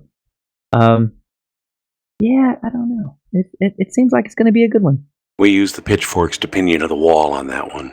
All right. Okay. Hold me to it. I'll do it. All right. So the next thing we got is Ubuntu 20.04. So this is, they're coming with a new updated Yaru theme. So I don't know if you guys have been using Ubuntu, well, just the base Ubuntu from, I believe it was 18.10, where they first introduced the Yaru theme. They skipped it for the long-term support release, which it was so close. They were about to, it seemed like to me anyway, with the banter on the internet and everything, seemed like it was almost a shoo-in for the release of 1804, and then it wasn't ready. So they held it back. And we got it on the point releases, but it'll be in 2004, so it'll be the main theme in 2004. Well, from 1904 to 19. Oh no, I take that back. From 19.10 to 2004, we're gonna see the biggest thing I think is the dark and light themes.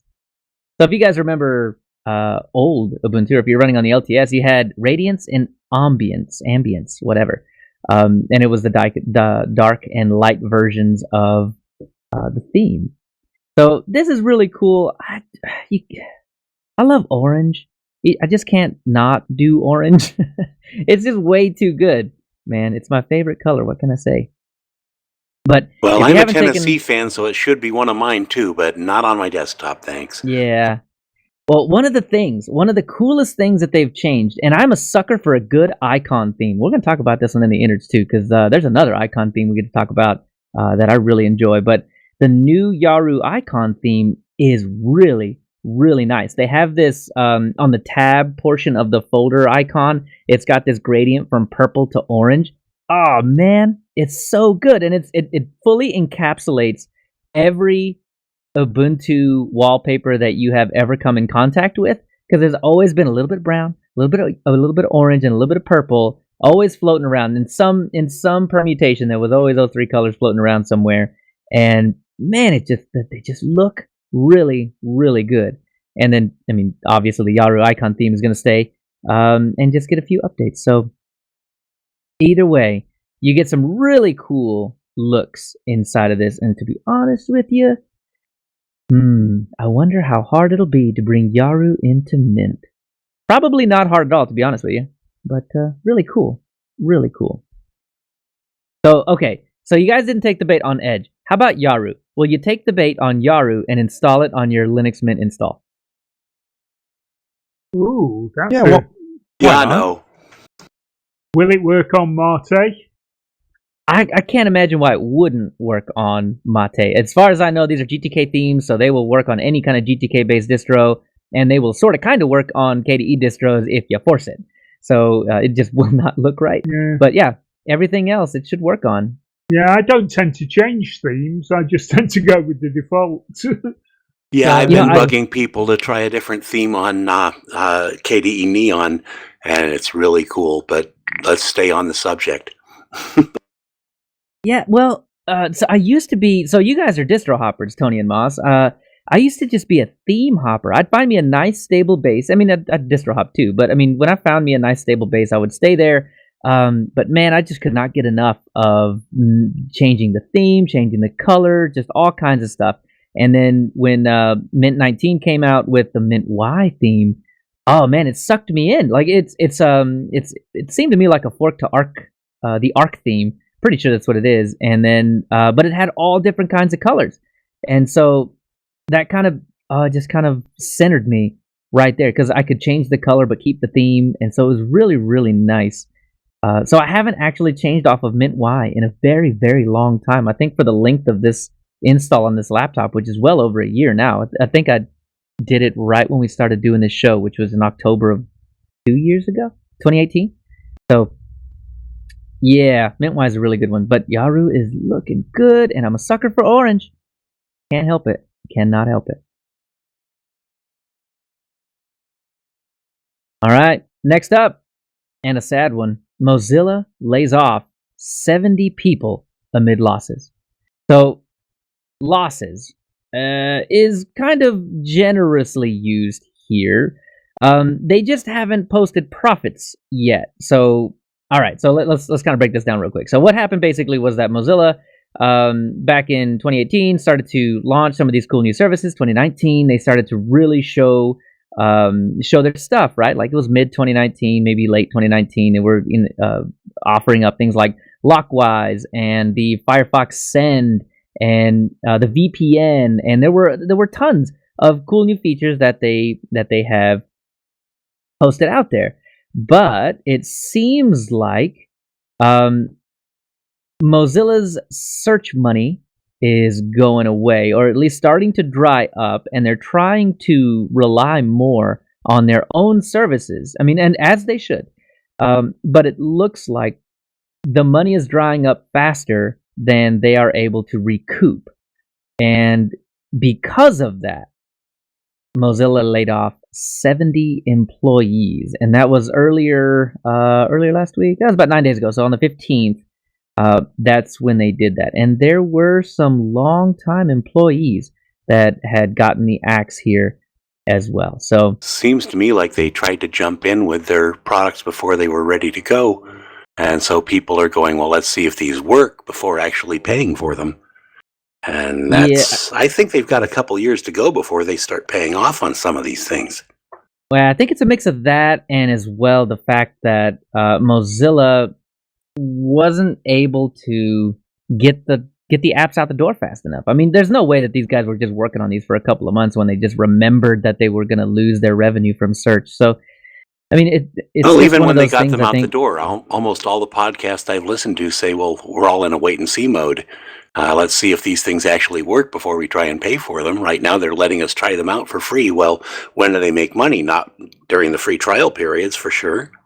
Yeah. I just think the timeline didn't work out well for them. I mean, I think they pulled the trigger a little too late, but it may have just been a fact that they didn't have any other choice. I mean, the development, at least to preview it, wasn't done until when they actually released it. So. And on top of everything else, over the past 3 years, their market has gone from 14% of the browser to 4% of the browser. Yeah, we can thank Chrome for that, or Chromium for that. There have been a ton of browsers, Brave included. I mean, that's what I'm using now. It's eating away at it. But I'm never gonna uninstall Firefox. And I mean, it's still my daily driver. I'll use it all the time. But I don't know, trying out Brave. They posted something, and I probably should have put this in the news, but they had posted something that like it is the one of the fastest versions of Chromium browsers on the market right now. And then, I'm a bit of a fan of cryptocurrency, so that helps. They do that basic attention token. They'll pay you a few cents to look at an ad, which is, it's right up my alley, man. Like, if you're gonna make me see ads, and it's really hard to get away from them sometimes, might as well get a penny or two off it, right? Yeah, I don't know about US law because Mozilla are a non-profit foundation, aren't they? So they've got charitable status in the US. Correct. So it may be that they were forced to kind of mitigate some of the losses that they were making, because of their charitable status, rather than because they wanted necessarily to get rid of those employees. Well, the letter from the CEO said that it was a question of they had to have money for the innovation and they had to have money for the employees, and it was the same pocket, and they just basically had to make a decision. Yeah, but what I'm trying to say is that the reason for that decision is because of them being charitable body, they can't go too far into losses, whereas somewhere like Amazon that's technically posted a loss for virtually half its life. Hey, there's something Jeff Bezos could do with his extra $1 billion. Give it to Mozilla. But they can continue to borrow money off the stock market, whereas a foundation like Mozilla can't generate income like that. Yeah, I think you're right on that point, Tony. Yeah, and so we have Mitchell Baker's statement. It says, in some ways, this makes this action harder, and we are deeply distressed about the effect on our colleagues. However, to responsibly make additional investments in innovation to improve the internet, we can and must work within the limits of our core finances. So, they're just not making enough money. They can't pay those people. And, it's a hard decision to make, and I don't envy the position that she is in. But, wow, it's just one of those things. What are you going to do? You have to make the tough choices as CEO of a company like that. So, yeah, speaking of wait and see mode, wait and see. Let's see what happens with Mozilla. I expect they'll do a lot better in 2020, and yeah, wait and see. Wait and see. I'm still rooting for you, Firefox. I need you. And we got one last news article, which is Vine returns as co-founder launches Byte. Josh, do you know a little bit about this one? A bit. So it was announced, I think 2017, that Twitter had bought Vine. I never used it. What I gather, it was like a 6-second video clip, kind of like platform, and it was bought by Twitter, and then Twitter took the video player that they wanted, and then killed it. And then the co-founder of Vine has launched this Byte app, which is basically the same thing but kind of like modernized and brought back. It looks quite good. I don't think I'd ever use it, but it's good to see something that was bought up by a company, then killed, and then someone's done something about it, because that happens way too often.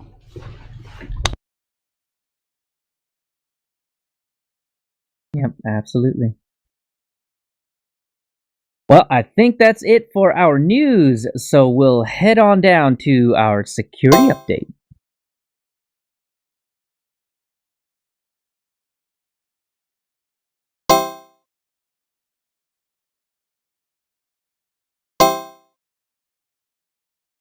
All right, well, there's a couple of different security topics that we need to get ourselves into, and one of them is not necessarily Linux-centered, but those of us that use Linux probably have an IoT device, a router, or some kind of embedded server sitting around somewhere. And it turns out that a DDoS service operator leaked about 500,000 servers, routers, and IoT devices, the passwords that were on them. Oof. So the way that this happened was a hack. Well, not really a hack, but a exploitation of Telnet. And it turns out that all of these devices were, as you do with IoT devices, added to a big old botnet and pointed out toward whoever the unsuspecting victim is. But we were looking at something like 33,000 home router telnet credentials were leaked in August 2017. Now we have another 500,000 this Wait. year. You mean Telnet's insecure? Huh! Oh, see, now don't make me get up on my soapbox, Joe. I'll do it. No, didn't they like tell you that in the 90s? Well, so here's the thing. I think what a lot of people do is instead of moving to SSH, like I think we all think they should. I mean, Telnet works. It still works, and I mean, you buy a new Cisco device and Telnet's still supported. So I think a lot of people do it because they don't have to create crypto keys or anything like that, and it's just like it's quick setup, easy peasy. We'll just put it on its own management VLAN. So, but you can do that smartly in an enterprise, but you can't really do that smartly when you've got a router that's directly facing the internet. That's really hard to do. And some of these routers are just accepting telnet connections off the internet, and then you get knocked over by something like this. So, yeah, telnet's not a good idea, but sometimes you can't control it. Sometimes you do not realize that your router is listening over telnet, and, well, bingo bango, you get yourself knocked over, and you don't realize that you're part of a botnet until about 6 months into it, and your ISP turns you off, and they're like, hey, you should probably update your stuff, et cetera, et cetera. So, I mean, this is coming off of Cable Haunt that we talked about last time, and that wasn't a good situation either. So your modem was compromised, and now your router is compromised, and now your IoT device, well, your IoT devices were always compromised. And so now there's this big, fat, huge list that is floating around on the internet now with all of these different passwords, username and password combos, and just, ooh, man, this is not good at all. So, yeah, just be really careful. I imagine this will get added to the Have I Been Pwned database here pretty quickly, so you might want to take a look, just in case. The next one is a upshot or a downshot, depending on how you look at it. But the last security thing we have is Mozilla bans almost 200 add-ons on over the last couple of weeks. So we're talking the From Doc to PDF add-on, the likeforlike.org add-on, the Rollatrade add-on, Weatherpool. There's tons of these add-ons that got purged from the Mozilla add-ons directory, and yeah, just this is kind of with the same kind of issue that you deal with in the Android store or the Play Store, where I mean it doesn't take a whole lot to put something in there, and eventually it'll come down.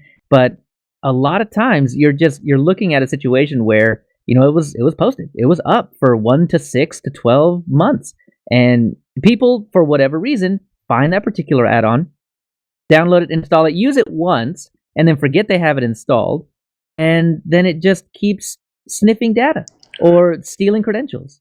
Well, in a lot of these cases, they were actually invoking a third-party website, like 2 steps away, and that's against the rules or regulations that Mozilla has.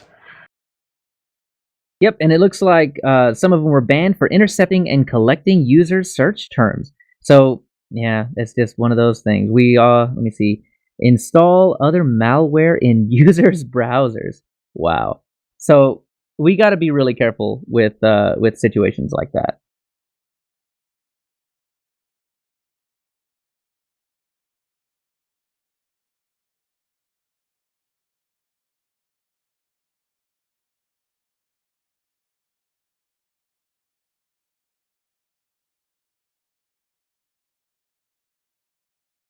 Well, that's it for our security section, so we'll head on into the Linux innards. And by the way, my headphones just died, so give me just a minute, and I'm going to figure out what the heck's going on. So I can't hear you. Hang on. I'll be right back.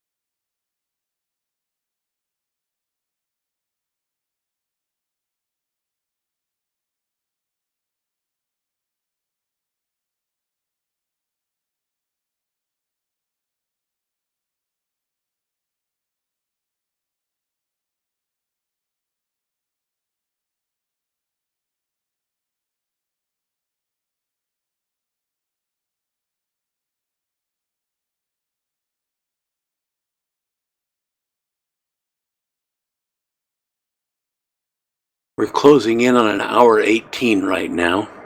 But of course, a lot of this is going to be cut out, long silences and whatnot.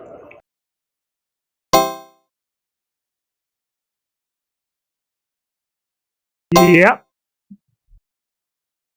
So what does everybody have planned for the rest of the day? Other than What? you, Tony Hughes. And Josh. Sleep.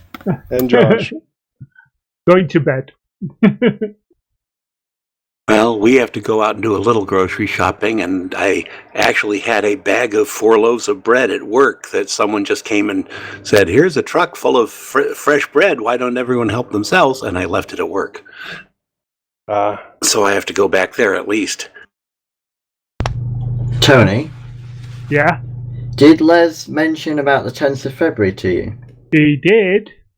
Are you able to make it? I am. Cool. Yeah, I'll be there. Got to be there. Got to sing happy birthday.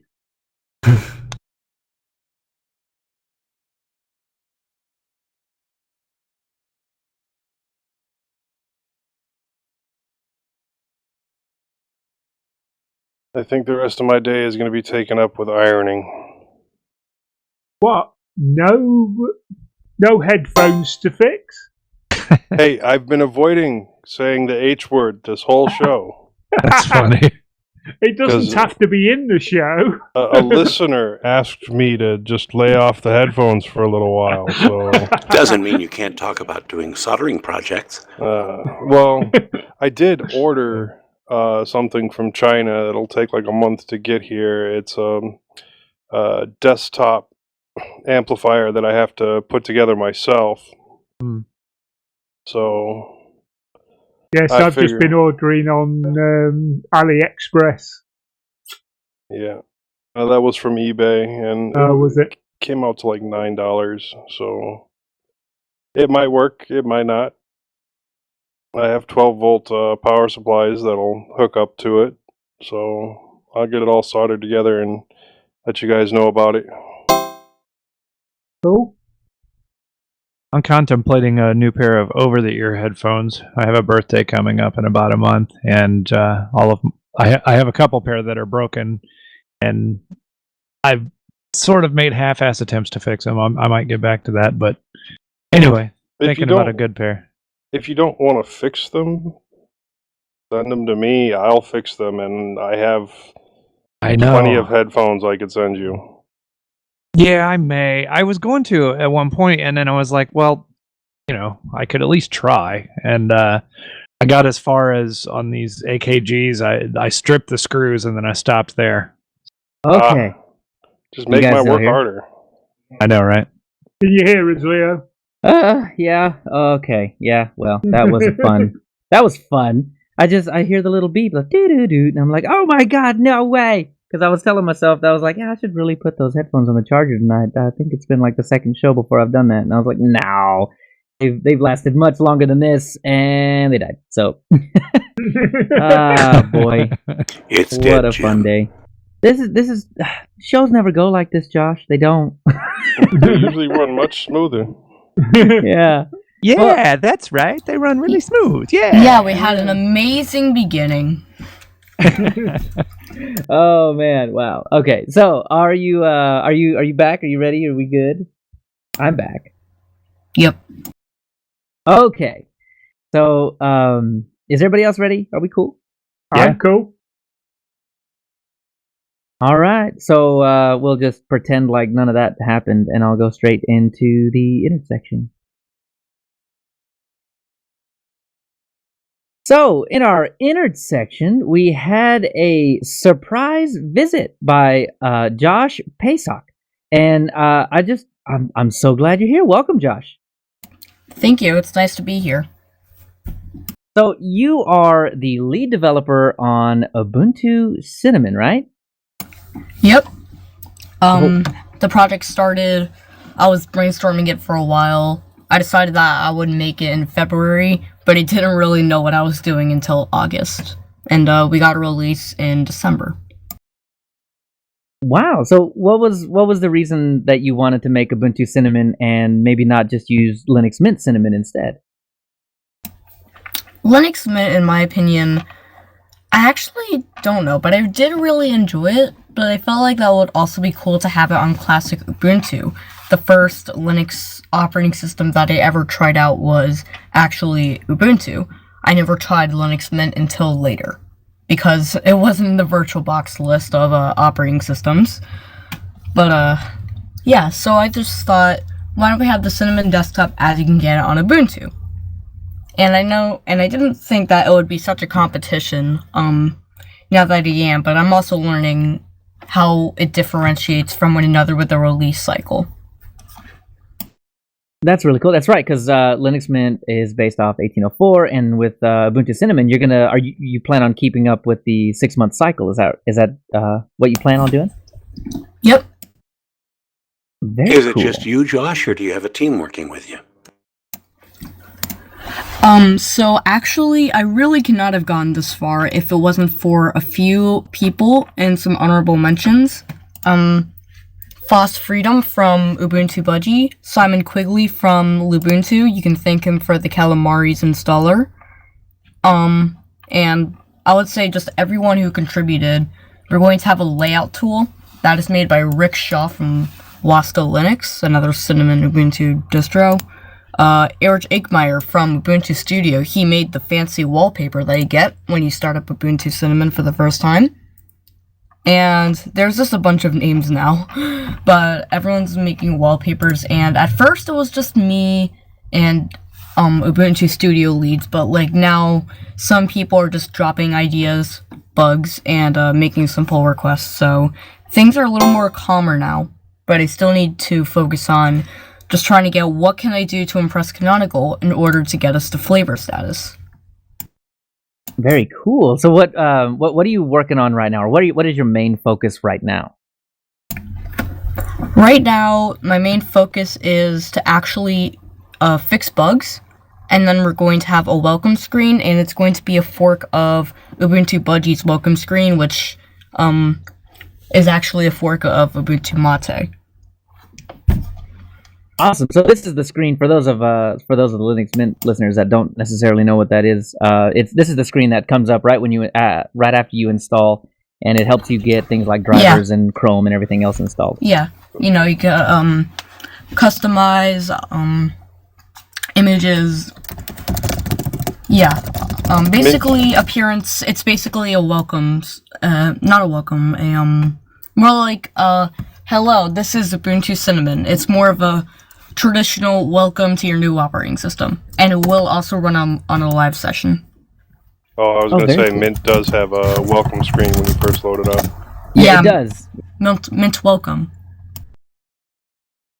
Very cool. So, so the original show that we had all fixed up was kind of just giving our first impressions of Ubuntu Cinnamon. So what I would like, if you're up for it, we just kind of give you our thoughts on it. And I mean, if you're working on fixing something like that, or that is your vision, we plan on doing this, moving forward or whatever, we could just have a conversation about that.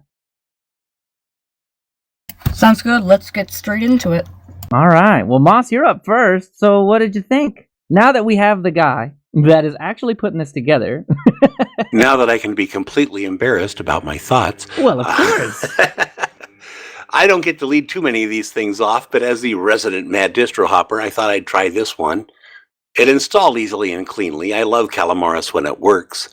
I've only had one complaint, and that was the color scheme, and it's Ubuntu. I don't often tweak themes, but that Ubuntu brown and orange gets pretty tedious, and my active tabs in Firefox have an orange bar over them. I'm still not a huge fan of Cinnamon, but I'm currently using both Mint and Ubuntu Cinnamon, still using Mint Mate as my main distro, and Mint is easier to look at. It's that simple. The missing Mint tools make a difference, and I'm sure Ubuntu users would comment obversely. I definitely need to add Mint Stick if I'm going to keep using this. Really, for me, the Mint tools are better than the Ubuntu tools, or at least I use them more, so I don't see why it can't have a nice minty green screen. Joe, what about you? Well, it took me a couple of tries to install it, and I did get an assist from Moss because I guess the stock install tries to double the amount of partitions that it needs, or write the exact same things to 2 partitions, and that was taking up too much space on my 7140. So you do have to go in and tell it to manually set the partitions, and that worked just fine. It's very modern looking, and it's a very nice color scheme. I really enjoyed the color scheme. The brown and the orange look good. Applications ran smooth, and startup times were excellent. All in all, no complaints, although I did notice that some of the tools that I used were missing, most specifically disks, which I can handle using FS-Tab, and I'm not sure what Ubuntu uses instead. Also missing was a disk usage analyzer. Well, let me stop there. I wanted to get Josh's pulse on that one. So was disks something that you planned on putting in there, or just going full steam ahead with Gparted? So actually, we were originally going to go with Gparted. It's just a more of a classic thing. But disk usage analyzer is actually something that I used for the first time about a few days ago when my disk was getting full. So yeah, and installer, Ubuntu uses Ubiquity, and the reason why we used Calamar is because Ubiquity is kind of really buggy, so we just had to, work around it. Ubuntu already had their own Calamar's installer to be different, so we just decided we'll fork off of them for now, and then when we become a flavor, we'll go back to Ubiquity. I'm sure that with Linux Mint using Ubiquity, it would be very great. Installer issues, yeah, I know that the installer isn't best. I wish that there could be some improvements, but I am working on it, and I'll just try my best to do what we can, and until we just work on making sure that the issues that we see don't happen again. Right, and a lot of that. Yeah, a lot of that comes from the fact that you're using Calamaris, and I mean, like that is not your project, so I don't think those are necessarily your problems to fix. But is anybody working on anybody that's working on Ubuntu Cinnamon also contributing to the Calamaris installer? If you really think about it, it's just me and the people from Ubuntu. Oh wow! Okay, so it can very well be argued that it's a one-man show then. Yeah, I reported that Calamaris bug 6 months ago, I think. I haven't seen anything on it. But basically, if you try and install over an already installed on partition, it not only tries to install there, but creates an imaginary partition of the same size and keeps slipping back and forth between where it's writing the files, and so you wind up with a really bad partition. So you do have to do something else thing and manually install that partition. Yeah, my friend was trying to dual boot Windows 10 with Ubuntu Cinnamon. He has an external drive, and he ended up formatting Windows 10. Whoops! Oh man. Yikes. Well, but when Calamaris works, it's smooth as silk. You just cruise right in, and it's beautiful. It's a lot easier to use than Ubiquity.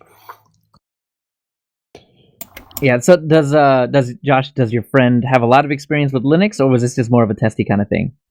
This is more of a testy kind of thing. He uses Windows. He's still willing to back up ISOs on his external hard drive. That's really cool. Very cool. All right, Joe, I'll hand it back over to you. Yeah, no, the whole thing. Now, I can do everything that disks does between Gparted and FS-Tab. But I like the GUI from disks in order to be able to set the auto mounts, which is really nice. But if you don't do it, you don't do it. Now, back into it, rotation works really well after I go into settings in general and turn it on. No problems there whatsoever. I went through my usual, installing X2Go client and server and the snap of standard notes. All are working well. I'm going to try and use Puma instead of Jedit and see how I like it. I haven't had much opportunity to use it yet, but it looks nice.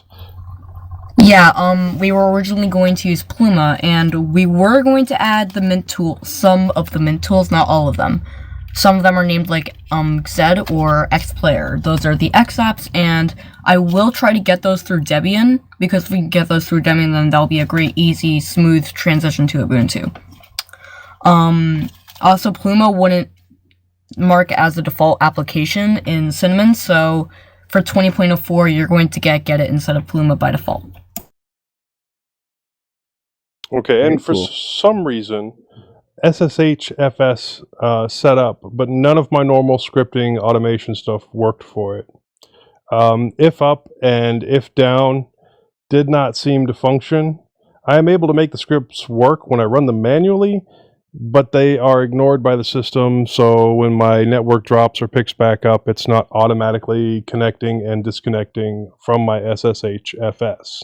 Yeah, I suspect a lot of that's coming from the Ubuntu base rather than Cinnamon here. Most likely. Yeah, we can't really control anything about NVIDIA drivers or stuff with regular packages. The only thing that we can really help you with is anything related to the Cinnamon desktop, our themes, or our packages and what comes defaultly installed. Okay. Now, the most interesting aspect that I found in this release is that it included a 32-bit EFI built into the image. So I did attempt to install this on my old 8-inch tablet that had 32-bit EFI and a 64-bit processor. It loaded up and I was able to start up the install process, but it would lock up every time it got to the region selection. It was also very slow on the device. Now, that's because these devices generally have 1 gig of RAM, and that's the fault of the device. I also went through the hoops to try to install Linux Mint and got the same issue. So its Cinnamon itself is just a little too heavy for it. Mate did work though. I forgot how much work it was to get one of those set up. Go ahead. Yeah, it is a possibility. My friend, that same friend actually decided to install it on a laptop, but it was 32-bit. And it didn't work. The image was made for 64-bit machines. I don't know why Grub is built, or the EFI is built in 32-bit. Probably because it doesn't really need much. But, yeah, so I think that Cinnamon can be buggy. Sometimes when I play my games, my mouse can ghost out when I click too much, where it'll just register as no click. So Cinnamon is buggy, but that's an issue in general, and I'm pretty sure that Clement is working on it. I know that he's having some issues with development and everything. Yeah, it actually had both the 32-bit and the 64-bit, which is what I had found interesting. Beyond that, I can say that the OS feels very nice and is really responsive, other than the issue with not being able to do a basic install. And I haven't been able to test suspend and resume because it's on my 7140 and it doesn't work on that. And the only other thing I've noticed that it didn't have was pinch to zoom on the touchpad for the 7140.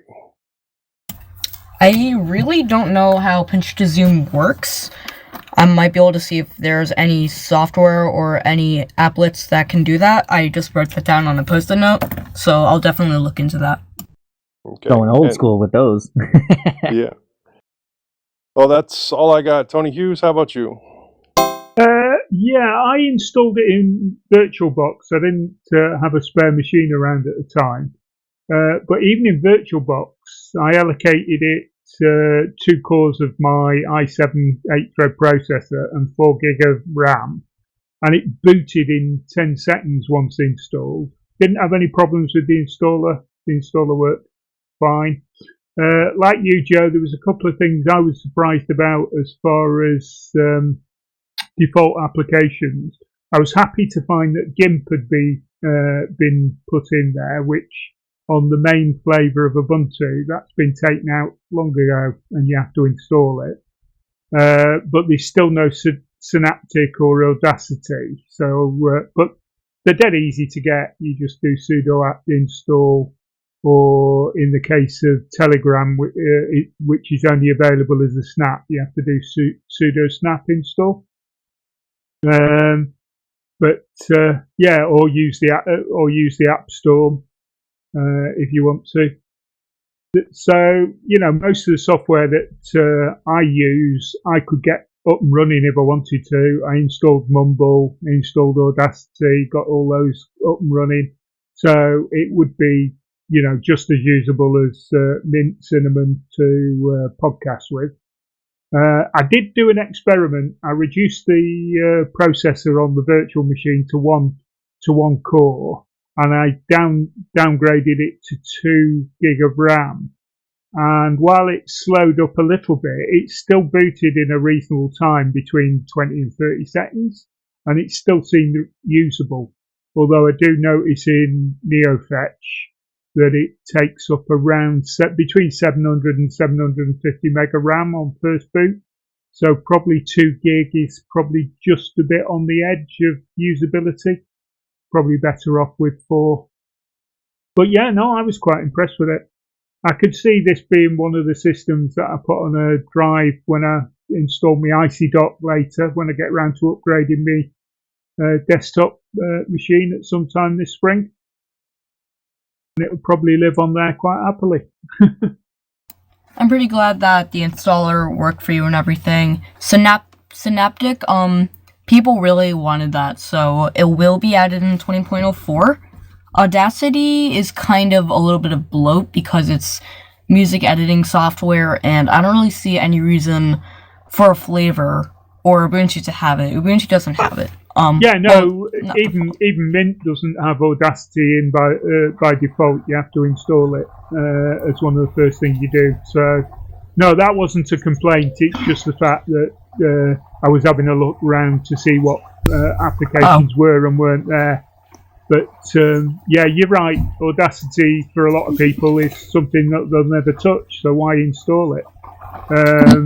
But having Synaptic is useful, particularly if you've got people who are well into their Linux.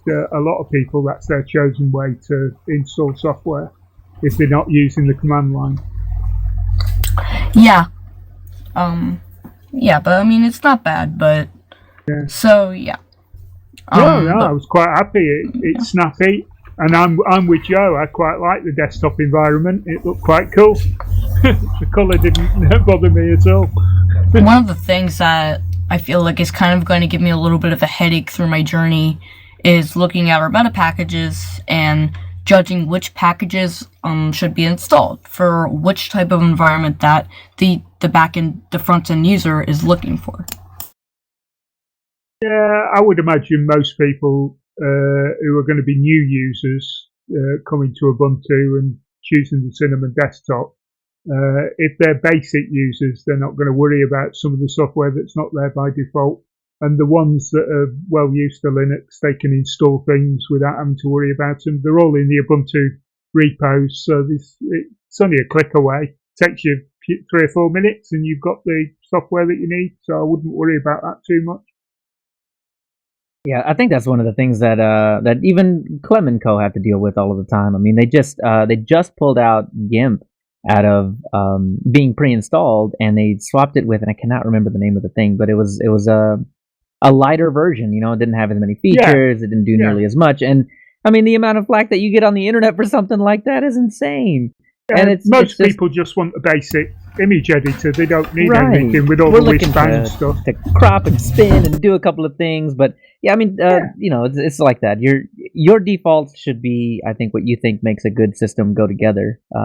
And you know, there will definitely be someone that doesn't like it. So, as long as the applications are great, they're good defaults, and that they're required to make the system look as amazing as it needs to be, and we're not going into bloat, everything is fine. So it's sort of a tug of war, but it just takes time. Absolutely. Yep, definitely. Find that sweet spot. Okay, Leo, I'll hand over to you now. All right. Well, the first thing that struck me was you didn't stray too far away from the Mint Y theme. And earlier in the show, I was talking about how much of a sucker I am for the Mint Y theme. But this theme, is it a fork of Mint Y or is it a fork of Arc? It is a fork of Arc, and the icons are Numix. And people have said things that they might want to stick a little closer to the Minty themes, which I might consider doing. And some people also suggested like Fair and OS with their Clear theme. So those are little things that we can add. Yeah, very cool. Well, I mean, if it's up to me, don't stray away from Kimo. It looks fantastic. I love the way it looks. Yes, Cinnamon has, it always has that install themes button. So. Yep, exactly. So I mean, you got a huge list just in case you don't like what the default is. But I really enjoyed the Kimo. It was a lot brighter than the minty orange that comes pre-installed on Linux Mint systems. So if I could get Kimo on, I mean, I know I can, but if I could get Kimo on Linux Mint, I think that would, that's good. I love Kimo, so it's really good. And speaking of Mint icons, Mint has a folder color switcher application, and I decided to look into it. It would not run. It only works with Minty icons, and I found a folder color switcher application that will work for Numix icons, and since we use Numix, then you can easily switch to folder colors of Numix. There's files for that in the folder. So I'm going to take a look into that, but I think it would be great if we can have a Cinnamon folder color switcher package in Ubuntu Cinnamon. And also that same person, I believe the normal folder color layout and Mate are in the Ubuntu repos, but not Cinnamon. So I'll see what I can do with Debian. That's awesome. That's really cool. I mean, yeah, I don't know. I was earlier in the show too. I was talking about how I just like to make little tweaks like that, and that would just be nice icing on top of the cake. But as far as the icons go, I do like the theme. So it's so Kimo, the Kimo icon theme is a fork of Numix, right? Is that what you said? Yeah, basically Numix and Arc. Very cool. So I do love, mostly because I like orange, the orange icon theme. But I found like when I would go down to the taskbar and hover over, the folders would like meld with the highlight color, and so it's kind of hard to make out the folders. But what I ended up doing was going with the Kimo light icon theme, and I liked those a whole lot. Because the folder itself was white, but the highlight on that folder was orange, and it didn't meld into the highlight color anymore at that point, and that just kind of that was very nice. I really enjoyed that. It's not a big issue, but I'm glad that you were able to play around and experiment and debug with the Kimo Light theme. Oh yeah, Kimo Light fixed all of the little things that and I'm being like super nitpicky at this point, but it really kind of fixed that issue altogether. So what I ended up doing was Kimo Dark on everything and Kimo Light on the icon themes. Looked really good. And you are one of the very few distros that I have noticed that puts seconds in the clock. That had to have been fully intentional, right? That puts what in the prompt? In the clock. So down in the bottom right-hand corner of the thing, you've got seconds. Yeah, the 24-hour stuff. Yeah, there is a bunch of distros, but I felt like that 24-hour clock with technology is becoming very popular, and I don't think it would really hurt if I just set the settings to %E, which basically lists everything, the date, day, blah, blah, blah. So I didn't think that'd be a bad option. So I just went with it, and everyone seemed happy with it. With it. It looks good. And so one thing I did notice was that the desktop font, when I went into the font switcher, because I wanted to see what the defaults were, and they looked very familiar. They were just your sans regular. But the desktop font is set to none. So that wasn't really a complaint, because I know you're still working on this. But are you planning on sticking with sans or going with the Ubuntu font or something totally different? I would just say whatever looks good with the desktop is fine. I'm not really that much of an issue with fonts, as long as the Ubuntu fonts are installed, and anything that looks good with Cinnamon, that's all I need in order to make me happy. Very cool. So yeah, just some other things that I noticed. The boot splash is still Ubuntu. I imagine you'll have something custom eventually. 20.10. I was going to do 20.04, but the artwork package that we're going to fork off of Budgie is kind of complicated.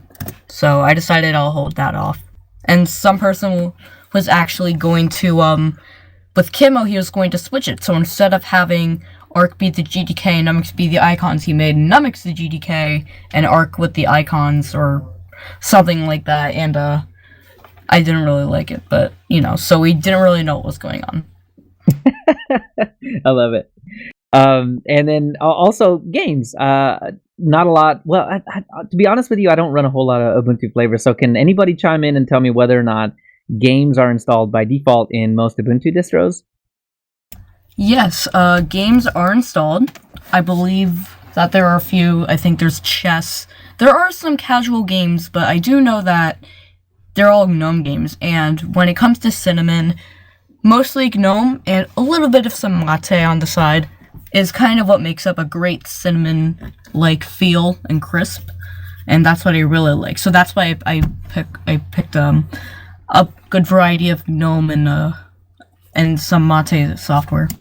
Yeah, some of the ones that I noticed were 2048, Sudoku, and chess. Yeah, those are just definitely ones I would play. 2048 is a satisfying game that people, even my friend was really shocked. He was like, I'm just going to install the system for 2048, and that would be so funny.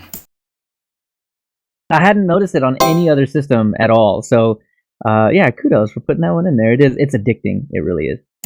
Oh, and before you guys talk about, I don't know if you remember, but the installer application is not on the desktop. I had no idea what was going on, but I'm working on that, and it should be there in 20.04. You know, that's funny because I didn't even notice that it wasn't on the desktop because I use Cinnamon so much, I just kind of have some muscle memory put together, and so I just smacked the Windows key, typed in INS, and there it was, install Ubuntu Cinnamon. So it did not even dawn on me that it wasn't on the desktop. But oh yeah, turns out. Yeah, I forgot about that, but I did the same as you, Leo. Yeah. I realised it wasn't there, so I just typed in installer and it popped up and I did it. Well, I had that problem with OpenMandriva some time back, where the installer is not included on the live disk, and they showed me where it was, and I don't even notice it anymore. Yeah, for those listening, so if you're going to try it out coming from Linux Mint, just know that, and Josh had mentioned it before, that a lot of the X apps are dropped in favor of the GNOME counterparts. So, like for instance, you won't get pics, you'll get GNOME photos. And yeah, so I had the same thing that Joe was talking about, where I just noticed there wasn't any GNOME disks, and I think this is mostly because I use it in Linux Mint all the time. I just noticed that it wasn't there in favor of gparted, but hey man, if it does partitions, that's what you need. Defaultly, I would say that as long as we can get the main software out of the way by as soon as possible, I would love to get Blueberry, the Cinnamon Bluetooth tool, and a bunch of other X apps into Ubuntu Cinnamon. And I think that would be amazing because it's great software, but the only software that I'm not going to take from Mint is packages specifically labeled Mint. Because those packages are made for Linux Mint itself, and even if we did fork them, then they can do pretty evil things. For example, when you launch Firefox, it's always going to have Mint configuration, and it's going to say version Firefox Mint. That's the Mint system package. And so those are the stuff, you know. Yeah, you'll probably get that whole Yahoo search thing too, which is that's something that Mint has been doing for a little while to get a little bit of search revenue as well. So yeah. Just go with the regular old Firefox. I think you might be a little better off that way. Well, please check out MintStick because it's really hard to live without that. All right. Well, that was it for my first impressions on that thing. But I mean, overall, it was really nice. And yeah, I'm just a sucker for orange. Well, Tony Watts, what do you got? I think maybe the only noteworthy thing that I had to say was about the install on the desktop. So I'll just go ahead and turn it over to John. No, I'm just kidding. That was one of the things I noticed. I'm just kidding. That was one of the things I noticed and was going to mention, but yeah, like you said, Leo, it was kind of a no-brainer to just hit the menu and type install or even part of that, and was on my way pretty quick. The one thing I was going to mention about the ISO download, for me, it took a pretty long time, and that's not a complaint. I understand it's early days yet. Options for hosting or torrenting or what have you, but actually you might say that's a good thing. Maybe other people were downloading at the same time as me, hopefully, right? But it probably took about an hour for the download. Once I got it going, I got everything installed, and the installer was pretty smooth for me. I did use VirtualBox and installed in a VM, which is something I haven't done for a while, actually, but I am going to try to test some distros that way to test things out. And it was pretty quick. No problems with the install at all. I have not played with Ubuntu a whole lot recently. software, and this is known, but Yeah, I see. Couple. Yeah, I think your mic is cutting out a little bit. Okay. Yeah, I'm glad that you had a great overall experience. I do know that SourceForge is a little buggy, but normally when you're paying SourceForge, Logan Abbott, the president or whatever, the lead, whatever will come. When there is an issue about low files, he'll and a few hours later, new mirror just launched in India. You should have faster downloading now. I thanked him for that one. Awesome. Okay. Yeah, once I got it going, it was exactly what I would have expected, really. It was Cinnamon Desktop, and Software Manager is really where I was playing around the most, I guess, because I'm quite used to Mint, and one of the things that's different there is when looking for Audacity and Mumble and going to the install, the first option you get is a snap, actually, which I think is the same in Ubuntu, right? Yeah, you will get snaps defaultly by installed with Ubuntu, and I thought that snaps are actually becoming very famous. I just love snaps so much because you can get Windows software and cross-platform over to Linux, so I decided it won't hurt to just include it with Ubuntu Cinnamon. There will be no hate for that.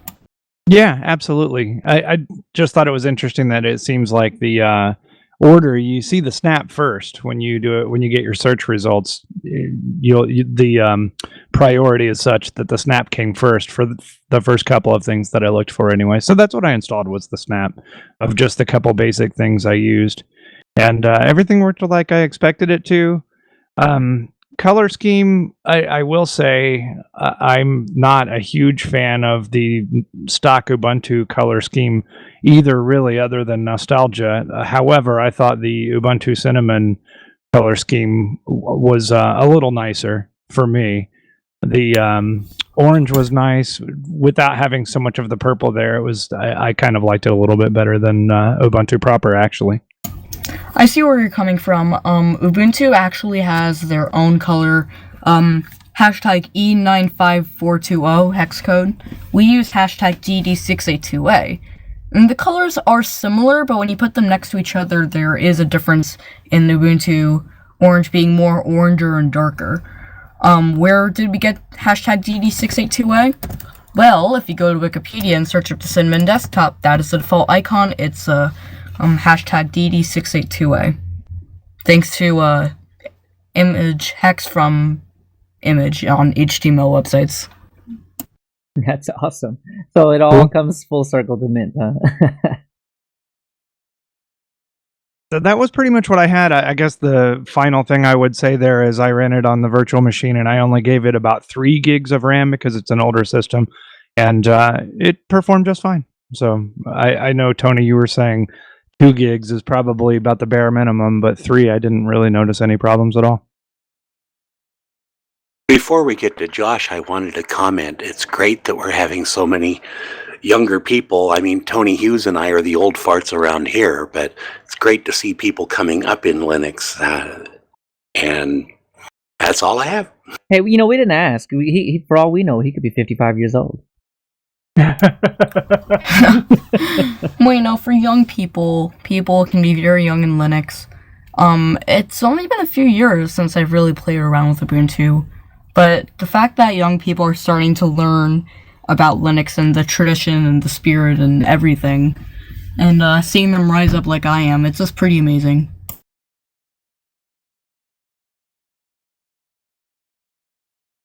Well, for our other resident Josh, what do you got for us? So I installed Ubuntu Linux, not Ubuntu Linux, Ubuntu Cinnamon, that's the right one.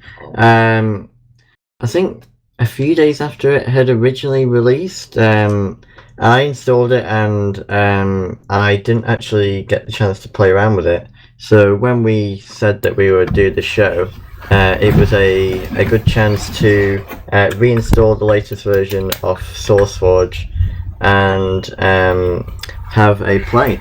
So I tried it out on my Ryzen 2600 PC that I built about a year ago, and it was super fast. Actually, I run Zorin OS as the main Linux distro on here, and there's quite a speed difference between the two. It might be because Ubuntu Cinnamon didn't have anything on it, but it was nice to see a speed improvement. The theme looks really nice. The icons are quite good. I am quite picky with Ubuntu and Linux themes in general. I don't like a lot of them, but this one was quite nice. Orange is probably my favourite colour, so I had no problem with the default colour in the operating system. For the installer, it's probably one of the nicest I've actually used. I'd never come across an installer using Calamares, however you say it. You might have to edit that out and put the right pronunciation in. But it was quite nice. Like the Deepin installer is another one that I like, but I think they're using their own installer for that. But yeah, it was quite nice and easy to use. But for a volunteer effort, it is a really good start for a distro. It was really well presented, easy to use, and it was quite nice. One thing that's probably coming in the future, I imagine, when it becomes more established, is kind of like a website with documentation, information, download links, because all I could find now was a SourceForge page and a Forbes article. But I'm sure that's coming in the future somewhere down the line. So yeah, it was quite good first impressions for me. I'm glad that you enjoyed everything. Yeah, so Ubuntu Cinnamon was a little bit rushed because eventually, if we continued, then we wouldn't have gotten to the issue of 19.3 would have been released, and then that would have swallowed up Ubuntu Cinnamon. But it was a perfect time because by the time that we released it, just a few days later, 19.3 got released, and then its FOSS made a news article, and then everything exploded from there. Otherwise, yeah. I've normally seen people give kind of okay responses, but for a great project, I didn't think that I would be doing that well. I originally thought of distros as they were kind of all the same thing, but they just have different desktops and different themes and different ways that they're configured. But just to see that people actually were more nicer than I thought kind of surprised me, and there has been people who have complained, hey, why don't you just use the PPAs from Ubuntu, from like Emerson and the 4.2.0 stuff? Why would you do this or put yourself through any extra trouble? And some people have been toxic, but of course I don't let myself get down to those people. Also, how fast was it in terms of memory? Because I saw a video of comparing the RAM of Ubuntu Cinnamon and Linux Mint. Somehow we had like 918 megabytes for that guy, and Linux Mint had like 418. I haven't Yeah, noticed you can always count on Abhishek Prakash to do a good job pushing something that's coming up and worth noticing. Yeah, he's kind of helping us with the server for the website. Great. Well, I had a few extra questions for you. I know Tony Hughes got one as well, but I kind of wanted to know, how are you dealing with all of the newfound fame? Because you're obviously all over all of the Linux news websites now. The fame is actually very nice. The fact that I'm young and seeing all these people, it's a pretty nice feeling, but I don't feel as famous compared to people from Ubuntu. I will say that when we first joined, everyone went pretty quick. I think a few days after release, or on the day that its FOSS article got released, we got like 150 new people in our Telegram group, which was pretty insane, and I like flipped out because that was amazing. Yeah, but, wow. I don't know, but I do know that my name's gonna get a little popular, but now we're also getting the issue that sometimes mistakes are gonna happen in articles, and then everyone's gonna spread it around, and then it becomes a lie. But the only issue is it's kind of minor. Abhishek originally said that I was part of Ubuntu GNOME, and now that it's over, I decided to make a new beginning. No. Oh. I just started. I know that some people did that. I also found some people who are also redistributing our artwork on other websites. I am taking care of that right now because they're basically redistributing it as Creative Commons, which it has a strict GPL license. Ooh, I'm sure that's going to be a fun avenue to go down. Have you gotten anything much from the Linux questions people?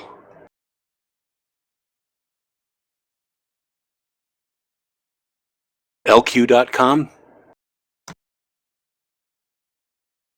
Maybe not. Are you here, Josh? Yeah, I'm here.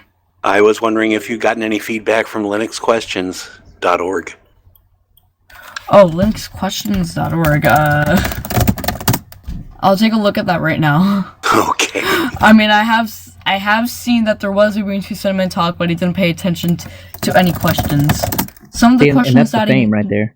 Yeah, some of the questions I normally get is things like, how does this differentiate, and will it be able to do this and this?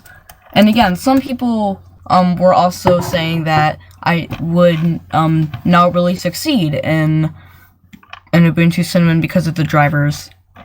But you know, okay, I actually cannot find any Ubuntu Cinnamon. We did open a subreddit for Ubuntu Cinnamon, r/Ubuntu Cinnamon, obviously. So yeah, but I know that there's a bunch of Linux questions, and I know that some people don't understand what we're doing, but we have to follow the rules, and we have to take things one step at a time, so we can perfect everything, and just impress Canonical, so we do good, and then we can easily get in, and then we can do whatever we want. Yeah, absolutely. So, I mean, you're talking about a lot of the questions that you get. I mean, and kind of a sentiment that I've seen online as well, and certainly something that I'm sure that you've had to answer before. But what do you say to people that might say, "Oh, it's you shouldn't even worry about creating Ubuntu Cinnamon. You shouldn't even be working on that because Linux Mint exists, and that's where Cinnamon is anyway." Linux Mint, I know that people really think that, and they really don't understand. Some people don't check their facts, and it's a little repetitive, but I get used to it because there will be people who understand, and they really are very heartwarming. But when I found out that Linux Mint was having development issues and Clement and everything, I got very upset. Not upset well, a little upset myself, but I got a little scared because I didn't want Linux Mint to die, and Eric Igmeyer from Ubuntu Studio did say that it might still be okay, because if you think about Unity, it's still being developed. People did pick it up. But I mean, I just don't know what to say about Ubuntu Cinnamon. As long as Ubuntu Cinnamon can be appreciated as Linux Mint without any Mint or Mint software in it, that's all I want.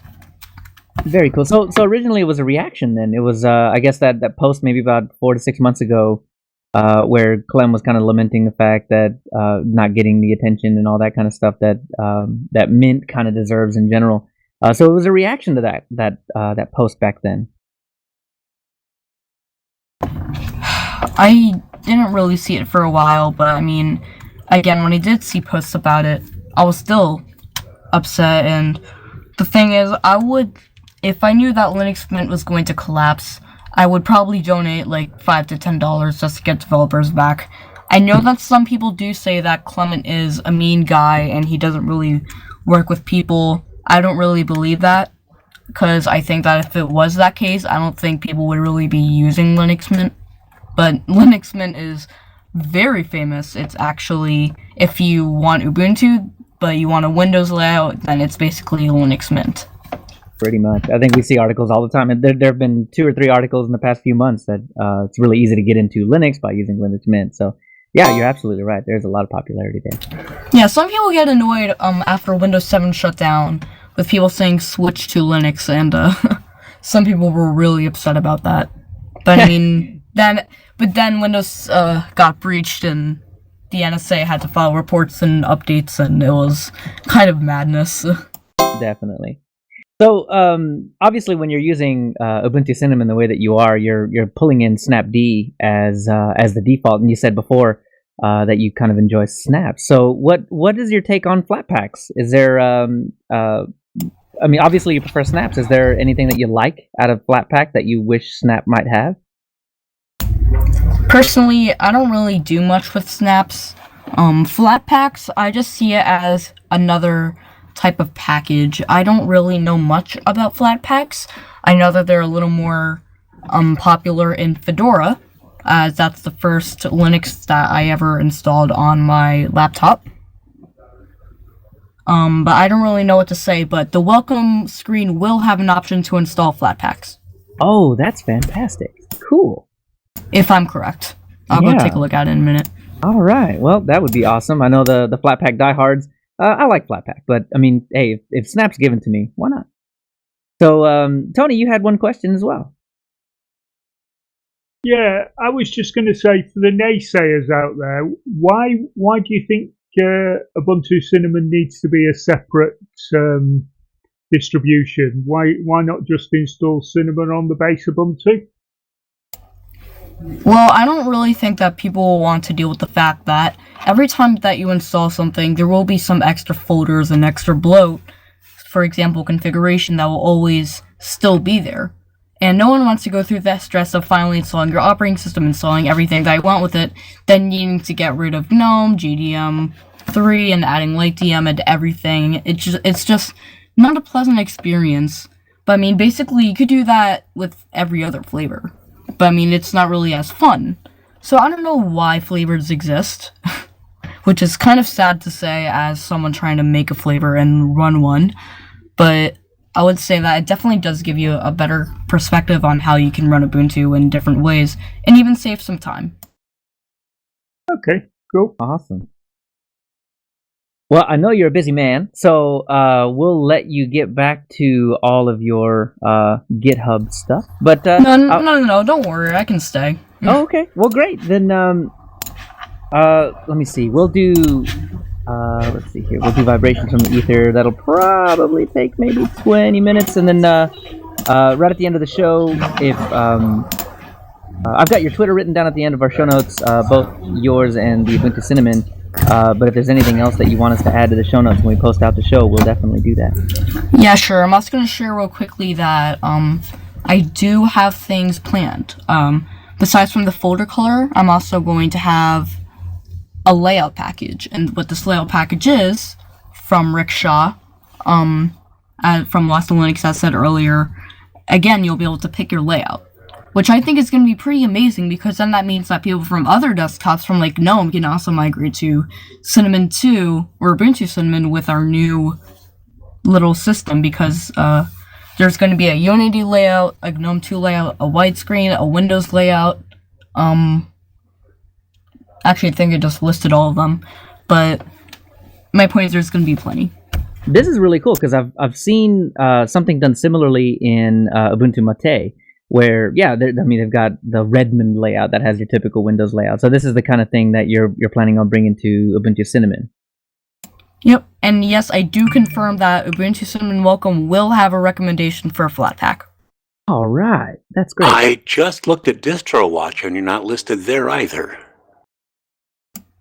Or I'm not. To be honest, I'm not going to be surprised if someone is going to list down us on DistroWatch. I think that someone did put in as a request for it, but kind of getting the popularity to make yourself get known is a challenge. Definitely. I'm sure it'll be soon. Well, we're just going to have to box some ears around here. All right. Well, is there anything else that you wanted to say about Ubuntu Cinnamon? I know you'd mentioned the new stuff coming. Anything else? You're always welcome to come and invite me on the shows. Telegram, t.me/Ubuntu Cinnamon. Twitter @Ubuntu Cinnamon. We opened a Facebook page. Still need more popularity before I can make an actual useful link. It's on our Twitter. And you can always drop suggestions. Hit me up on Discord, wherever, and I'll be happy to take them in. And currently, we are also collecting wallpapers, so you can go out, take some pictures, create some nice images. I just need a business email, a license, and a name of the image, and send it to me, and you'll be good to go. Awesome. All right, is that it? Yeah, that'll be it. We'll hit our feedback section. So if you want to hang around, you don't have to. I can take this part of the show and then throw it down where we normally do that kind of thing as well. So if you want to get out of here, you're more than welcome to. All right. See you guys. Thanks so much for coming on the show. I really appreciate it. And, Thank you. That was great. Yeah, no problem. I hope Ubuntu Cinnamon does well. Great. All right, cool. We'll keep you on speed dial then. All right, thank you. Thank you. Thanks. Well, that was fun. Cool. And what a surprise. What a surprise. I'm so glad he got, so I pinged him in Twitter. I'm so glad he got that. And then he popped into the YouTube. And then we got him in here. That was awesome. I really enjoyed it. Brilliant bit of production, that, Leo. Yeah. And thank you. And, so we're about to make ourselves a BDL for you, Tony. We're going to keep you up really late. This is BDL Europe edition. Oh man! All right. Well, let's head on into the vibrations from the ether and get that taken care of. So we've had a few emails from a few different people, and we've got the first one up is from Henrik Hemrin. He writes in, that was a lot about ThinkPad, IBM, and Lenovo in your show. My first Lenovo experience was not good, but it wasn't a ThinkPad. Already from the start, it was a trouble to install Windows 10 updates, and after 2 years, I gave up. His reason was only a 32 gig hard drive. Oh no! Yeah, we were talking about that on a show long time ago. Yeah, last year. And actually, that's too technically small. It would have been the year before. Oh, you're right. 2018 sometime. Yeah, it's way too small. I can definitely understand your pain there. Mm-hmm. He said, otherwise, it's okay. The positive side of giving up Windows 10 updates was that it gave me an opportunity to convert the machine to a Linux one. It has Linux Mint 19.3 XFCE with no issues at all to install updates, and if not using hungry applications, the machine works well. Cheerio, Linux Mint. That's awesome. Just Windows does not do good on little tiny hard drives, and yep, you felt that one firsthand. The show that we talked about that one, I remember David was still on the show, and we were talking about how tons and tons of people were having that issue where it would just blow stuff away. My files, no. All right, the next email we had, and I don't know if you guys had a chance to look at this article, but I'm going to intro it. So while I'm doing that, you guys take a quick look.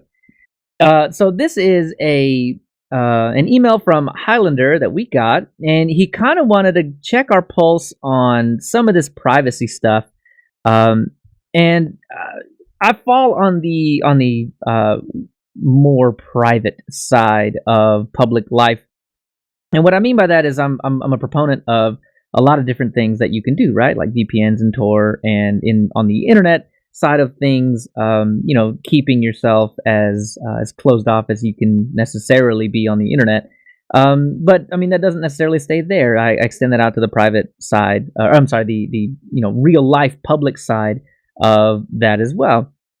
And so this article is basically about a special set of sunglasses and license plate dresses that will allow you to be anonymous in the age of surveillance. Now, I think this is something that it's hard. It's hard to do because more and more, I think, if you look at what China has done, you cannot wear face masks, you cannot cover up your face so that the CCTV can catch you, not catch you, but like make sure that it records you and verifies who you are, where you are.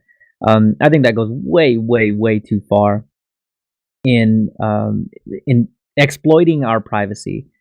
Essentially, I get the argument from the other side. I mean, you're in a public space, right? I mean, so everything that you do is in public. So I totally get that. But my issue with that is not necessarily that people can see me outside in public. I mean, that's obviously fine. Otherwise, you'd be a hermit forever. But mostly just the fact that I don't necessarily need the government on my back on that, and I don't need companies that would use that same data to make money off of me, unless they're going to cut me in. I mean, there's a deal to be made there. I think there's a middle ground to companies vacuuming up all the data and making all the money from it, and not vacuuming up the data at all. There's certainly a middle point to that, and that might be to, if you're going to do it, cut me in, something like that. But this article is basically about how to stay private in a public space. So, what do you guys think? Do you think would you buy a pair of sunglasses that kind of obscured your face, a la the old Juggalo paint? I don't know if you're keeping your eyes on any of that, but if you paint your face like a Juggalo from ICP, you can totally fool a lot of these facial recognition things. You can beat an iPhone, you can beat CCTV. But a special set of sunglasses. Would you buy some? Would you consider? Well, I look funny enough already, thanks.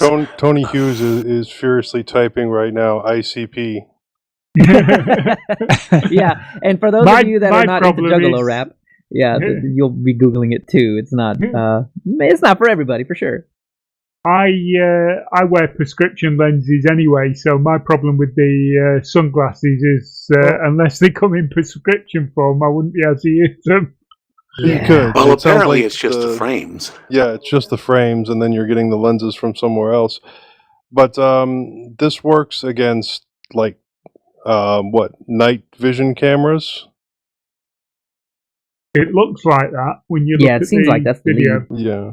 Oh, well, I've known people that have also made hats with green LEDs in order to mess with cameras, and they've been asked to remove them by security.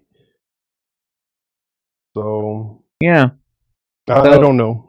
I get that on private property. I mean, that it's not, you don't get to make the rules on somebody else's property. That's not necessarily a question, at least here. But the other thing, and to be honest with you, I'm a bit of a proponent of civil disobedience. So, there's a shirt that it's talking about. So the license plate thing that I mentioned up at the top, there's a shirt that you can buy that is specially printed to fool any kind of camera that is looking for license plate and essentially just feed junk data into those systems and really just waste time. It's kind of like a denial of service attack, where you're just feeding it junk. So well, I hope I don't need anything like this yet, but you never know. Does that mean you can ride all the tollways for free because they'll never be able to bill you? Unfortunately, I don't think so. This is really just if you're walking around and there are license plate cameras around, it will take a picture of you. But I mean, obviously, hopefully the license plate on your shirt is not your own. Otherwise, you might get yourself a ticket. But and hopefully the license plate's nobody else's either. That could be not so fun. I suppose you could get some kind of specially reflective clear coat on your license plate that would do something similar. Yeah, and I don't know how good they worked, but for a long time, I know there were advertisements where you could buy this thing that goes on top of your license plate that would fool some of the cameras, and they wouldn't be able to make out your plate or something. But I can't imagine that was anywhere near legal if it worked. I'm sure all of our listeners who are would-be bank robbers are paying attention to this. Hey, man, if you're a bank robber, do not listen to us because we don't know how to rob banks. If you're a bank robber, then, you don't have that many scruples anyway. Steal somebody else's license plate. That'll at least get you through the day. So, at least as far as my opinion goes, I Lots of license plates in junkyards. Yeah. Oh, yeah. I'm a very big proponent of civil disobedience. I mean, I think it's an integral part of democracy. But not robbing banks. Not robbing banks, definitely not. But I mean, it's an integral part of democracy, and I think we need to be able to demonstrate. And I think things like those types of glasses and those types of shirts are exercising that type of disobedience. So, Anyway, Highland, there's my point on it. So, anybody else have a final summary on that? Well, guys, I automatically wear the Juggalo paint around as an everyday thing, so I think I'm already good. You are all liberal anonymous. left-wing wackos, please raise your hand. Was that me? Did I raise my hand? I couldn't tell. I can't tell. I don't see any hands up. Me either. Higher. Raise it Raise higher. it really high. All right, so the next message that we got was from Kogoman. So Kogoman, I am sorry we missed this. It ended up in spam. I don't know why that happened because I could have sworn we've had an email from you before. Yeah, I don't know. But we pulled it out of spam. We resurrected that email, and for in the interest of brevity, I'm going to go through only some of this. But either way, I wanted to make sure that we actually got you a response and an apology for leaving you hanging for 20-ish days. Whoops. Since 8. Yeah. So anyway, he talks a little bit about back in the day when USB 1 was brand new. He remembers that you had to actually count the number of RAM chips on your video card to set it up, and he was using Red Hat back in the day. Running 120 megahertz Cyrix processor. Oh man, crazy cool stuff. Anyway, so thanks to to Maximum Linux magazine, he found Mandrake, and he mentions the phrase "it just works." And I mean, I kind of had the same thought about Mandrake because that's what I was using back in the day as well. Ditto. Yeah. And went from Mandrake to Mandriva. He didn't like Mandriva, so he ended up on Mepis. And then from Mepis, tried out some MX Linux, but it just wasn't the same for him. Anyway, so ended up on Mint. And he said the friendliness of the Software Center introduced him to a lot of other Linux stuff that he wouldn't have gotten access to before. Anyway, so he really starts to talk about Mint 19 and Timeshift. And he took the advice, but what he was talking about was that the default behavior for Timeshift on Mint 19 is that Timeshift is Mint tries to treat Timeshift as the most important application in the world, and nothing else can have any CPU while Timeshift is working. He says you can run Timeshift by using nice and setting the nice level a little less aggressively so that it chills out and doesn't eat up all your CPU cycles. So one of the things that I noticed with Timeshift is that if you've got spinning disks, Timeshift will definitely eat up your stuff, and there's nothing that nice can do about it. What's really, I think, happening here is a lot of disk writing, and if you're saving these timeshifts to the same disk that your operating system is on, you're going to run into a lot of those issues as well. Anyway, so he goes on. When I ran Mint 19 for a brief time on a 32 gig flash drive, I found another problem. The problem was he believes it is in Flatpak, and that was Flatpak was the thing that was giving him grief, and it was about 6 gig. Oh, so it almost filled up the entire drive when he was installing some Flatpak stuff. So a little while later, he realized it was 100 megs from being full and started running even slower than it was before. So he ended up deleting Flat Cache and was surprised to find that everything still worked. Let's see. Anyway, so it looks like Mint 19 needs to be used. If you're going to be doing it like that, if you're going to be running Mint on a flash drive, shoot for 64 gigs or bigger. And he notes even that 64 gigs will probably be a little cramped as well. Anyway, so he says, he goes on to say he also missed the Just Works trademark. His interests have changed, and some of the software he wants to run has to do with 3D printing and milling. So anyway, that was most of that email for Kogoman. So I appreciate that, Kogoman. I hope that you're running on separate disks. But if not, let that be my suggestion to you. If it's at all possible, run timeshifts on a second drive or a second flash drive or something like that. I imagine a lot of the issue that you're running into is that the I/O of the disk. You're really just hitting the ceiling there. But if it really is CPU, and the reason I say that is because I don't think I've noticed a huge CPU spike on Timeshift, because it's more just identifying files and then the copy command or the rsync command. So I don't imagine that would take a whole lot of CPU cycles, but more disk I/O. So anyhow, if you haven't tried that, try that now. And then he says, the last thing he says is currently using Mint 19.2 Cinnamon on my hard drive with an Intel Atom Z36000 series graphics and display. Thanks again, Kogoman. All right, and the next one is from John Wallace. Take it away, Moss. Yeah, John Wallace says, Dear mintCast team, I have been able to use systemd analyze to list boot processes on my Mint 19.3 build. I would like to disable superfluous services.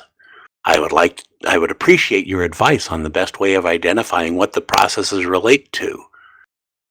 I'm intending to do a systematic approach, compiling a spreadsheet listing processes and what they relate to for ease of identifying processes that I should need to re-enable if my system usage should grow beyond my current requirements, and testing by rebooting after each selected process is disabled. I look forward to hearing from you. Further to my email of 16 January below, I've compiled the attached list of boot processes on my system. I look forward to hearing from you with your advice. Thank you and kind regards, John. And I would like to say for myself that I've done the systemd analyze, and I've been wondering myself how to pick out those processes, what I do to disable them. So go for it, Leo.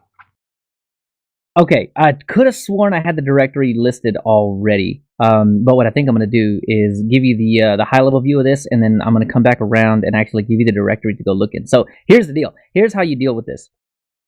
So you have, in any system that runs systemd, you are going to have a lot of what are called unit files, and those files typically end up with a .service extension on the back. The .service doesn't actually mean much of anything. It's just an easy way to identify stuff. But if you look in each individual one of these services, you will find that in the comments section, or there is also a spot for when you're creating these systemd unit files, there's something called a descriptor or description. I can't remember. Once I get my eyes on it, I'll tell you exactly what that was. And it will tell you exactly what that particular thing does, and then you can decide whether or not you want that thing to continue working. And so let's say that you find the service that you want to disable. It's actually pretty simple to do. You just do a sudo system control disable and then the actual proper name of the service unit file. So in my case, if it was like sshd or something, I would just type in sudo system control space disable space sshd. And that would turn that off. It would turn off the system SSH daemon from turning on every single time I start up my computer. So it's a pretty easy way to turn them off. But well, let's get to the next email, and then John, because I'm doing this live, I'll come back to you right afterward, and we'll talk a little bit more about this. I'll find that directory, and because that's how I was actually able to go through this, and I just never wrote you an email back. So does someone else want to read the next email so Leo has time to look? Yes, summarize Stan's email for me a bit, because I've got an answer for Stan as well.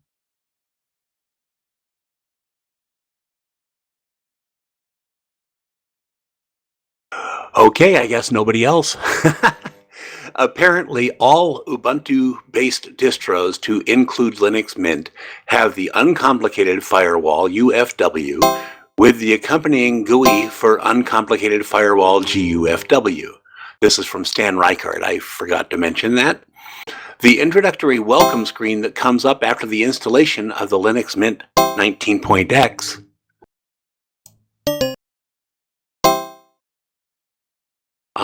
releases suggest new Linux users enable the GUFW/UFW firewall. Unfortunately, there is a problem. If I turn on GUFW/UFW logging, when I run dmessage to examine the kernel ring buffer, I will eventually see that it is cluttered with nothing else but GUFW/UFW error messages. Running dmessage is often suggested to new Linux users when troubleshooting hardware issues. I use it quite frequently myself. The workaround to filter UFW messages out is not satisfactory, which is greater than --dmessage pipeline grep -v space UFW. After a day or two, only GUFW/UFW error messages remain in the kernel ring buffer. That completely obliterates all previously logged items. Running the dmessage command will show nothing other than gufw/ufw error message. This is not good for my use and I believe would confuse new Linux users. gufw/ufw does log to /var/log/ufw/ufw.log files, which is as I would expect. But there seems to be no way that I can find to stop them from going into the kernel ring buffer. Neither of these would work for me. I could not turn it off. All right. Well, let me stop you there real quick because this gets into a whole lot of stuff. But he does give a few links, and I want to make sure that those end up in the show notes. So let me break this down. What he's talking about is during the welcome screen when you're installing Linux Mint or you do an upgrade, it does remind you that hey, there's a firewall in the system and you can turn it on. What Stan's beef with this is that if you type in dmessage and just hit enter, it's going to give you a lot of the hardware issues or things that are happening. It's just logging. So UFW, for some crazy reason, and this has been an issue since like 2010, puts all of its log messages into dmessage, which really clutters up dmessage. So when you're trying to troubleshoot, it's a nightmare. Now, if you never ever type dmessage, it's not really an issue, but if you do, as he suggests, you have to filter out the keyword UFW, and even then, it's not really a satisfactory because it really kind of kills coloring and a bunch of other stuff that dmessage actually does well. So he's got a lot of links down here to deal with how do you disable this, and examples of people asking this question from 2010 over and over and over and over again. And the guy finally, the maintainer for UFW, finally decided that it was an issue, but as far as I know, he's kind of classifying it as like a medium wish listy kind of issue. So it's not high up on the list. So 10 years later, we're still getting all of these messages in dmessage. So without the help of the developer, there's really just no way to actually fix this.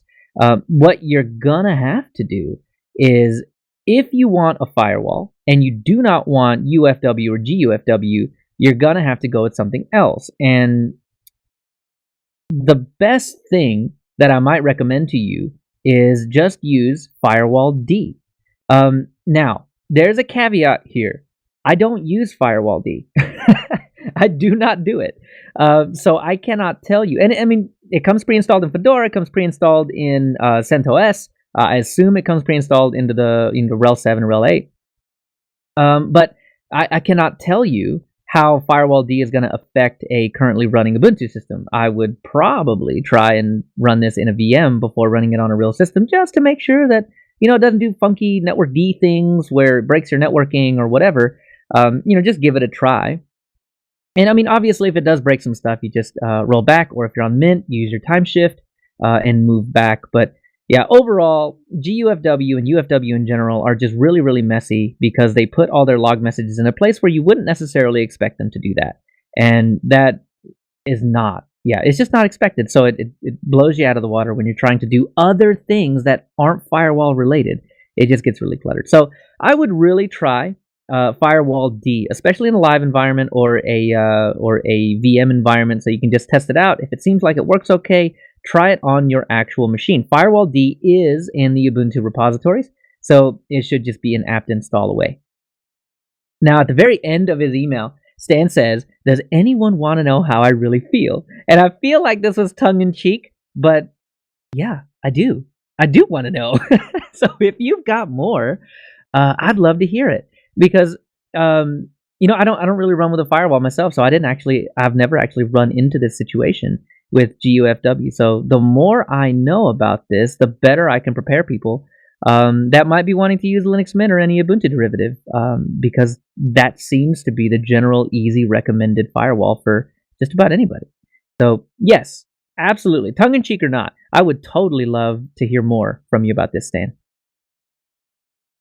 Okay. And about John Wallace? Yes. So, John Wallace, I got you covered, man. Here we go. So, in the lib systemd system directory, you're going to find pretty much, not all of them, but pretty much all of the service files that you would expect to see that show up in any booting systemd-based system.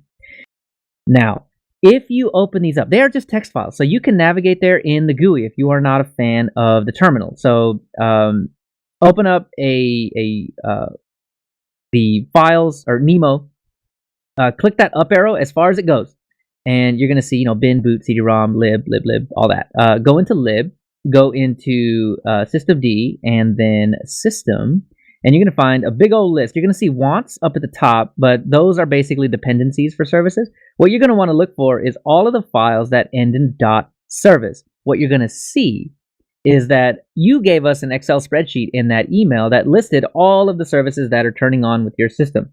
Match those, every single one of those services that you see on that Excel spreadsheet that you have with the one here in that system directory. Just double click on them. They are just text files. They're nothing too terribly special. When you open one up, you're going to see a file that has at least three different sections in it: unit, service, and install. Underneath unit, you're going to see a line that starts with the word description. And you're going to see, so I've got the Casper.service unit file open right in front of me, and it says description equals shuts down the live pre-installed system cleanly. So my guess would be that you shouldn't be seeing Casper.service boot up or start up in any already installed system. You're going to see this happening or see this showing up on live systems. And you can do this with pretty much any other system service in the list, and you're going to be pretty hard pressed to find any that don't actually exist in here. So you can see something like the LightDM service. I mean, that one should be a little self-explanatory because it actually is just called LightDM, and it's the Light Display Manager. Without it, you wouldn't get a login screen. So you got to be careful about turning that one off. Take that one off the list. But you're going to see that for pretty much everything. And what you would do, just match back and forth. I'm looking at my OpenVPN.service now, and yeah, the description is a little not great. It just says OpenVPN service, but that's what it is. And if it's starting up, then yeah, just leave that one alone if you actually use OpenVPN. Otherwise, you can turn it off. And you can turn it off, as I mentioned before, with the system control disable and the name of that service command. Woo! Those were two separate deep dives. Wow. All right. That's what we keep you around for, Leo. I know. That's so fun. If you guys have questions like this, I just love it. I love questions like this because it really forces me to, if it's things that I already know, it forces me to go in and double check and make sure that I actually do know it so I don't stick my foot in my face when I try to tell people stuff. But if I don't know it, then it forces me to learn stuff. And man, I love learning stuff, and you can't stop me. And because I had 2 weeks worth of no tech, I just dove into those. Those were fantastic.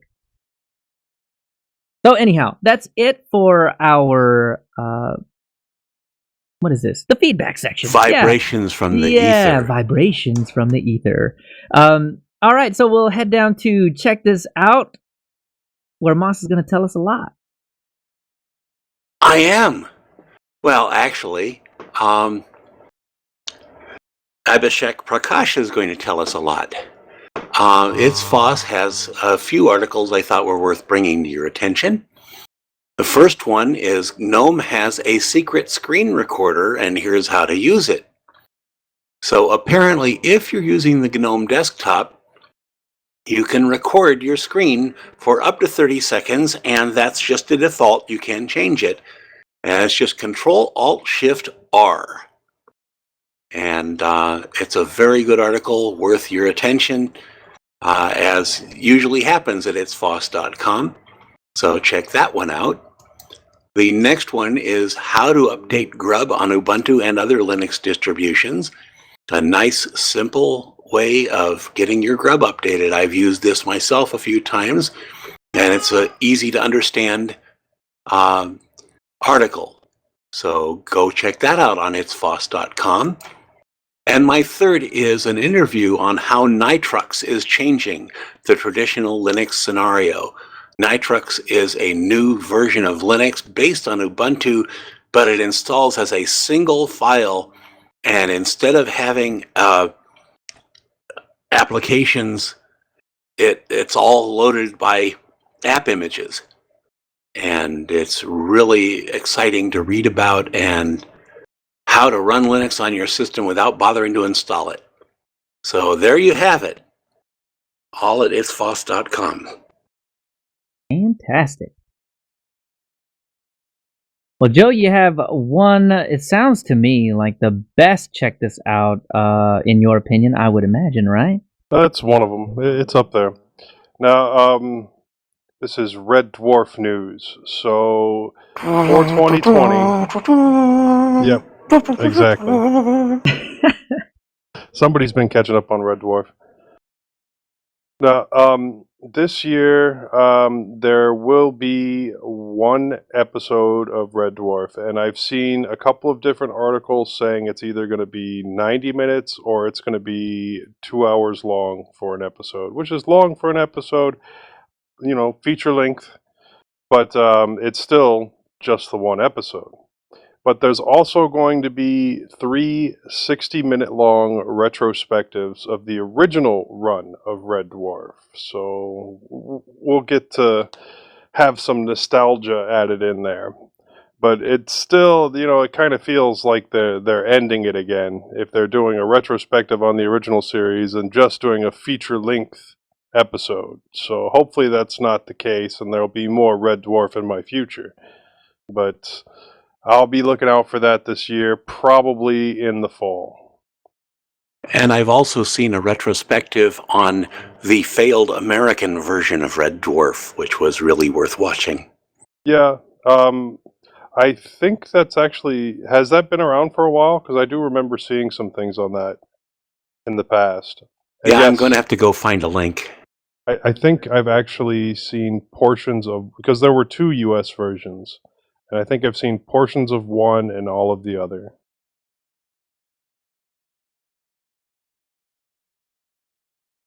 All right. Well, that'll do it for our check this out. So we got one announcement. The normal announcement. Our next episode is going to be in 2 weeks, live February 9th, 2020. Right? Check me on that. That's February 9th, right? Wait a minute. Is that right? Yeah, that's right. Yeah, February 9th. Totally. That's totally when it's going to happen. 2 p.m. Central Time in the U.S. and 8 p.m. UTC for all of you folks around the world to do some quick math on. But let's see. So we got, I wanted to make sure that you got some information, especially for Josh Pesach. He is on Twitter at ITZSWIRLZ. So at It Swirls and at Ubuntu Cinnamon on Twitter. And you can also email him at Ubuntu Cinnamon Remix 7 at gmail.com. I kind of wish we would have kept him around so I can ask him. So there were 6 before Ubuntu Cinnamon Remix 7, right? Or maybe he just liked 7, I don't know. But anyway, Joe, where can we find more of you? Well, you can catch me on a couple of other podcasts. I'm on the Linux Link Tech Show, which you can find at www.tllts.org, or the Linux Lugcast, which is at www.linuxlugcast.com. I'm on MeWe, or you can email me at jb@mintcast.org. Awesome. And Bo is not here this time around. Bo, we miss you, Bo. Bo, come back. But you can find him at theundercastnetwork.com. How about you, Moss? How about me? I am at Peaceful Hippo. I'm on MeWe. You can find my music on Bandcamp and on my YouTube channel or Robert Warren's channel. Moss at mintcast.org, distrохoppersdigest@gmail.com, and I have a sponsor still with 0 sponsors. Thank you very much. You going for the high score? Tony I want to Hughes. get a score, any score. There you go. Tony Hughes, what about you? Yeah, you can find me at Hacker Public Radio. Hacker Public Radio host ID 338. I do an occasional blog at tony-hughes.blogspot.com. I'm on Twitter, TonyH1212. You can get us at our distrохoppersdigest@gmail.com email, or you can get me at th@mintcast.org. And Tony Watts, you. You can get me at TW at mintcast.org. You can find my band Echoes of Savages everywhere. And I hang out at MeWe. And I'm going to try to get into the Telegram a little more, Discord, all that good stuff. Come on, it's a great time in there. And Josh had to jet, and I won't say early because it's not early. We're about an hour later than we normally finish up. Go listen to the live show on YouTube if you want to hear all of the shenanigans that happen that push the show an hour over our normal time. But you can find Josh at josh@mintcast.org, Josh at edublocks.org. He maintains edublocks.org, and at all_about_code on Twitter. You can find me, leochavez.org, and at leochavez on Twitter, and you can get your 5-minute news digest at Full Circle Weekly News.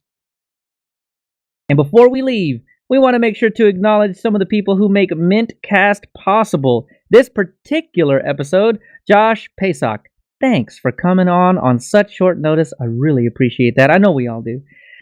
Josh, for all his work on the website and the live stream. Still fun with that. Bytemark Hosting for hosting mintcast.org and our Mumble server. Archive.org for hosting all of our audio files. And of course, the Linux Mint development team for the fine distro we love to talk about every fortnight. Thanks, Clem. Thanks, Clem. Clem and Co. Oh. Archive.org. Arg. Hey, yeah, that should be a Halloween thing. Archive.org. Yeah. Or talk like a pirate day. We need to do that. All right, I'm stopping I my hate to recording. sound like an ignorant ignoramus, but some people say Clem and Co., and I don't see a Co. anywhere listed. No, I'm just trying to be nice. I want to make sure that the people that it's not just Clem. Co. as in company, or yes, yes. Yeah, I just want to make sure that we know Clem does a lot of work. He does the bulk of the work, but he's not alone. He does a lot of he doesn't do everything. And he is So not a mean person. I don't think so. He's been pretty nice to us. Yeah, he has. Well, we're wrapped. Tony, go to bed. I will when I've uploaded the audio. And I'm stopping my audio. Tony, it's like you know which shows are gonna be hard to edit. You make sure I get all of these. Oh, that's good.